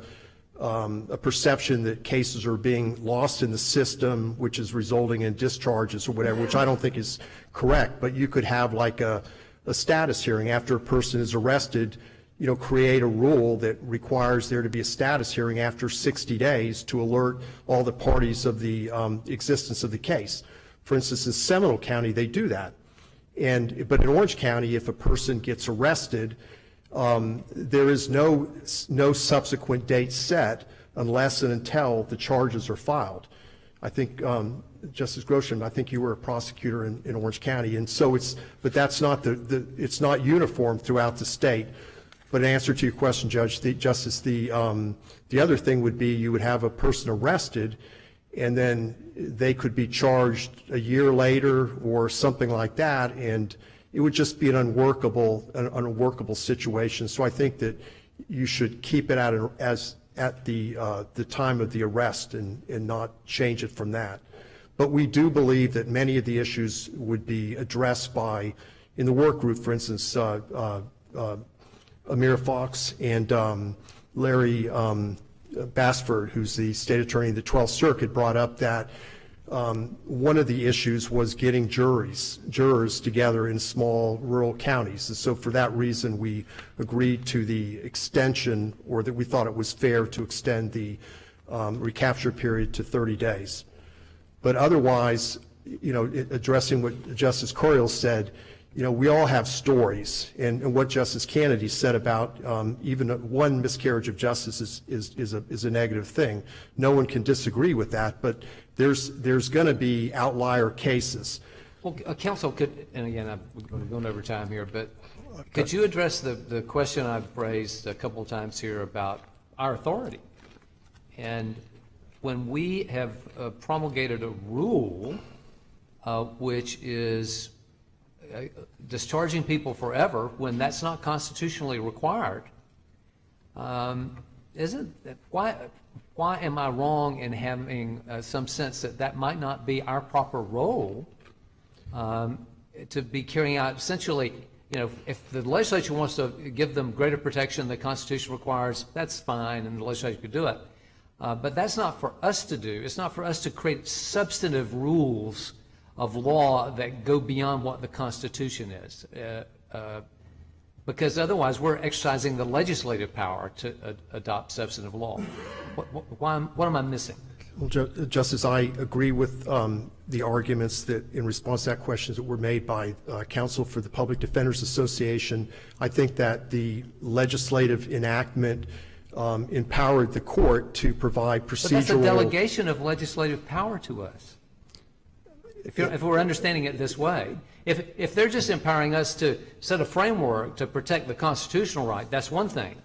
But to adopt rules that will discharge people who would not be discharged as pursuant to a requirement of the Constitution, that seems to go beyond that. Well, respectfully, I think that the court has that power given to them pursuant to the legislative enactment and the arguments that counsel for the public. So they can delegate that to us. I think that they can. Okay. On that happy note, can you have can you take 15 or 30 seconds to finish up? Yes. Just our position is there's other than just there's no statistical evidence presented that the speedy trial rule as it currently exists is not working well. The huge consensus of the criminal law section is that there should be no changes made except for the change to increase the recapture period from 15 to 30 days. Thank you, Your Honor. Thank you very much, and thanks for your work on the work group.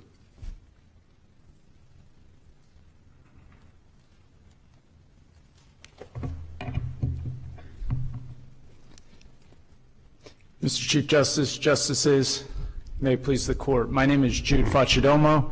I am past Vice Chair of the Criminal Procedural Rules Committee. I sit on the Executive Council of the Criminal Law Section, but I rise here today as a past President of the Florida Association of Criminal Defense Lawyers and in opposition to the proposed amendments. Probably more relevant to my appearance here today is that I also was a defense representative on Justice Lawson's special subcommittee, and while I think that was certainly a worthwhile endeavor and we all appreciated Justice Lawson's trying to bring the parties together, I think we all recognize that even in the context of an adversarial system, this rule in particular creates two very clearly delineated camps. And as is noted in the prologue to the amendments themselves here today, that committee did not vote and did not reach a consensus. So I will respectfully disagree with my friend Ms. Fox that what you have before you is a result of that committee, because myself, Mr. Lindsay, and Ms. Carrie Howitt, the elected public defender of the 15th Judicial Circuit, were very much opposed to these proposed amendments. We questioned first their necessity, and then frankly we think many of them are ill-advised. I think the issue that's been raised here, and Justice Kennedy, I'll be happy to address the question that you're probably going to ask me as well. You think I'm going to continue beating that dead horse? I heard you, and one thing about going last is you get to sense the vibe of what's coming. And I also understand that there is this question regarding the AG's proposal, and I'll be happy to address that as well, although I was cautiously optimistic that I would not need to, but I will. That's okay. As you said, there was no deal, so everything's on the table. That's what I've come to pick up, Chief Justice. So, Justice Kennedy, and I don't know that you and I are going to agree on this, but I think that, and I understand the question, how can this court create a substantive right? That is solely within the purview of the legislature. And again, as my colleagues have, and as we've relied heavily on in our comments, we point to 918.015. And I understand the concern that this rule, as it's written now, goes beyond that. I respectfully disagree. There are instances within the rules where discharge happens, motions to dismiss, et cetera. They're all contained within the rules of procedure, as is subsection 1 of 918.015. It instructs this court to create that substantive right, the right to a speedy trial. It doesn't talk about timelines. It doesn't talk about frameworks. It doesn't talk about recapture periods.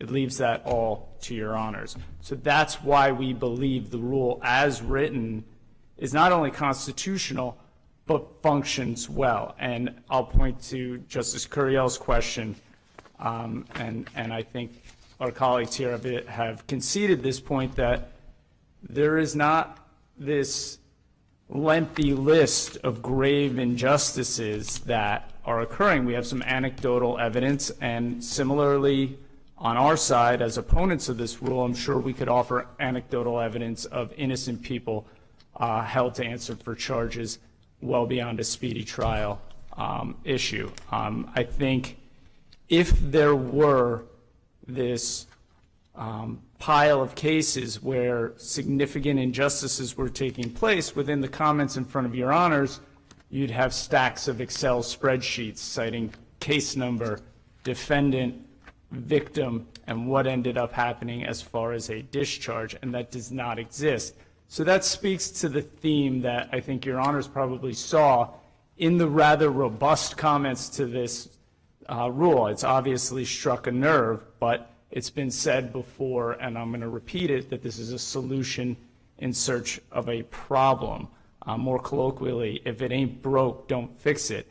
And as the Attorney General pointed out in their comment, no rule is perfect.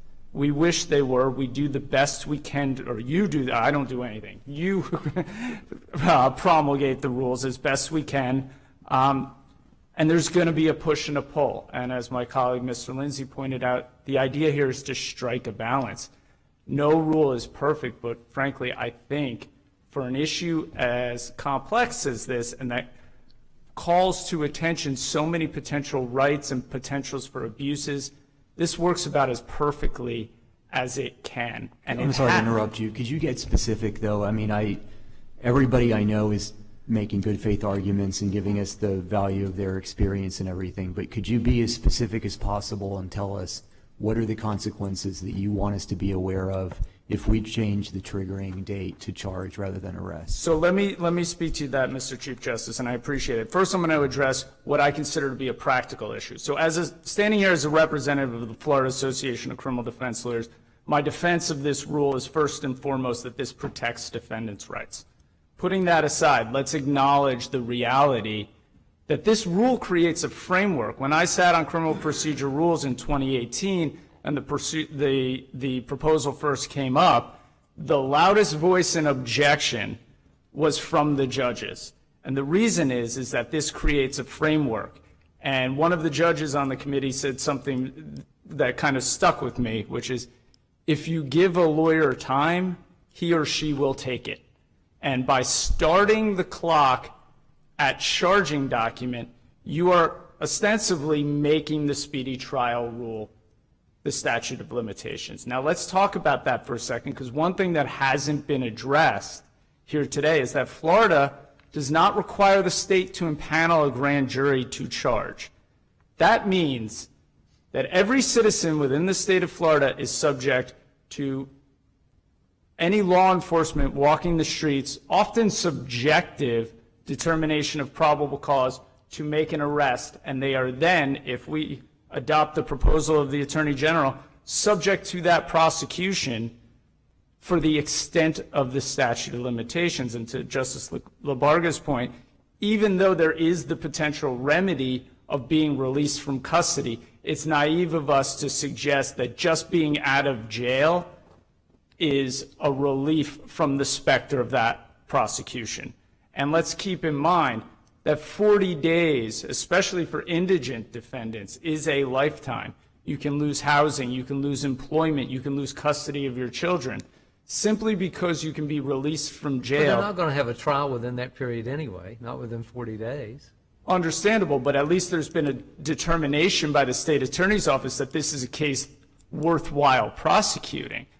Oftentimes, and I practice largely in Miami-Dade County, we have 100 cases no action in any given week just because they're not prosecutable cases. If we change it to upon the filing and a prosecutor just doesn't get around to it, that person is subject to that prosecution for the extent of the statute of limitations.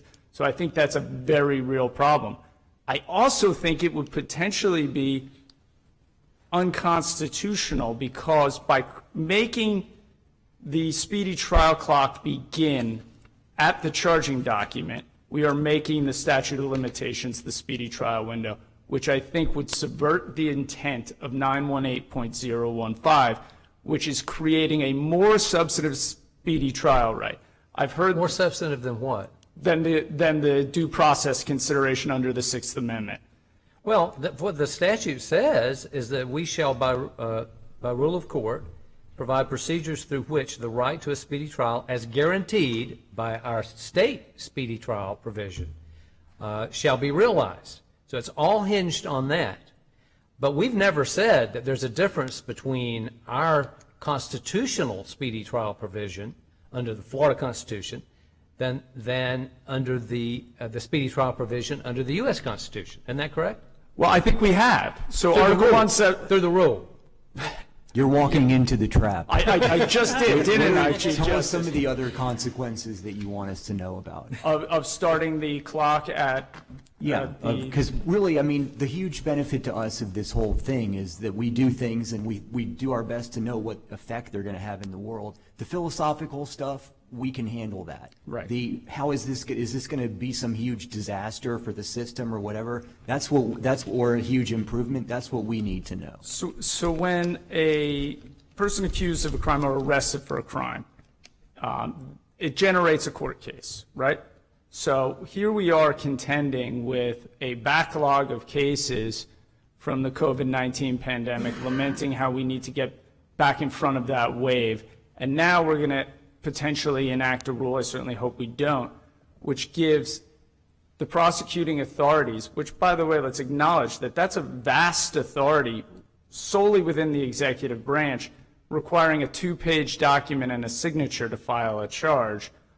So it's really not that hard for them to determine if a case is prosecutable. But back to your question, Mr. Chief Justice, it's going to extend all of these cases. What you will see inevitably is caseloads and docket numbers exploding with defendants on cases that are potentially not viable, not prosecutable, or even innocent people who have been arrested under this heading because the state attorney's office no longer has the incentive or the need to bring timely charges. As I said, if you give a lawyer time, they're going to take it. Look, we have a clock here for that exact reason.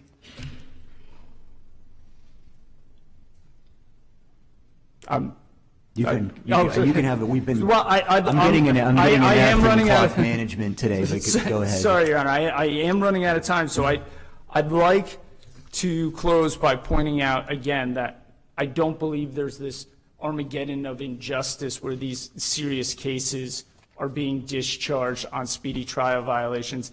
At the risk of being anecdotal myself, but while preparing to appear before Your Honors, I asked the question. I personally have never had a case discharged on a speedy trial violation. I've never spoken to somebody who has. I haven't seen any empirical data that does it. Can I ask you just a quick question? Yes, sir. What do you say to the argument in reference to your position that it creates a framework, a structure for our system, and that's what keeps the system in line? What do you say to the argument that, everybody waives it anyway? So the whole structure thing just goes out the window because you have this massive caseload of people who have waived speedy trial, and they're all sitting around waiting for it to happen, the trial to happen or something to happen.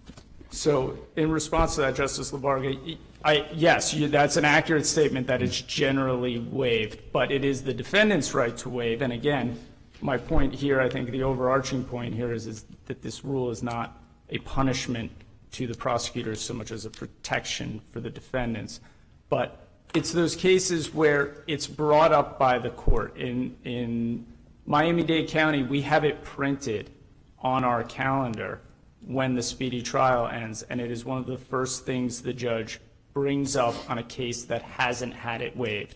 And it certainly is the impetus behind a more efficient prosecution. So yes, while there are waivers, getting rid of it entirely, which a lot of these proposed amendments do, and what certainly I believe starting it at the time of charging would do, would have a ripple effect throughout the system. Thank you very much. Thank you, Your Honor. Marshall, did the rebuttal time all get used for the first speaker? Okay. Any of the three of you, if you could just pick one and come back for 3 minutes just to respond to the arguments that we heard.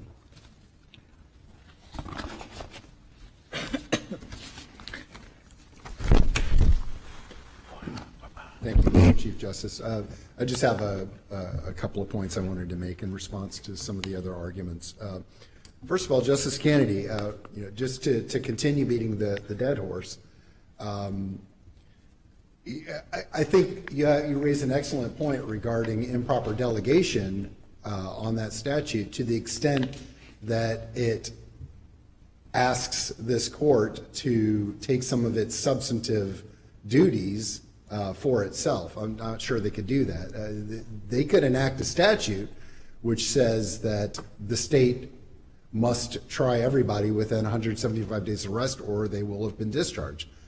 That does strike me as a substantive right, and I don't think that they could delegate that to this court. Now, that said, I don't think that there's a lot been said about the fact that this is kind of impinges into substantive right and that it's an improper separation of powers to have it. I don't even think you have to get there to recognize that a change should be made. Even if this rule were 100% procedural, these are good amendments, these are proper amendments, and they should be made regardless of that constitutional matter. Regarding the idea that possibly we could go beyond what this proposal is and make it to where the speedy trial would start at the time of a charging document. Justice Grosshans gave the example of a defendant who has been arrested, is on aggressive bail conditions, and doesn't get charged for a very, very long time. I don't, first of all, the rule proposed right now does start at arrest, so we wouldn't have to address that here. That'd have to be fleshed out if there were a change made. But, obviously the period between the arrest and charging document, it's not irrelevant. It can't be ignored. The Constitution, the constitutional right does not ignore it. But, this is a rule. It's not intended to be coextensive with the constitutional right. And starting the clock at arrest has procedural advantages, I think, that would make it a good idea. It makes it a court procedure instead of something that You mean directs at police charging? conduct. Sorry, at charging, not at said arrest. that. And also, since I was asked before and didn't know about the 2019 proposal, it does in fact add a subdivision for non-custody, defendants. And it says this: if the state has not filed a formal charge within 60 days from the date of arrest, the defendant may move the court to remove conditions of pretrial release, other than the requirement to appear in court and other mandatory requirements imposed by statute or exception. The motion shall be granted unless the judge finds that the state has established good cause for the delay in filing a formal charge. So that's the way that it was addressed before. That's how they handled the period between arrest and charge in that proposal. In closing, I just want to point out that the purpose of this rule, it's been said many times, was to effectuate a constitutional right, and respectfully, I don't think the rule as it currently reads really comes very close to that. It's an outlier compared to other states. It's an outlier compared to the federal government. It's an outlier compared to the constitutional right to speedy trial itself. And I think the amendments that have been proposed would be a good start in making those changes. Thank you very much. Thank you very much. This has been really helpful. We appreciate everyone's time. All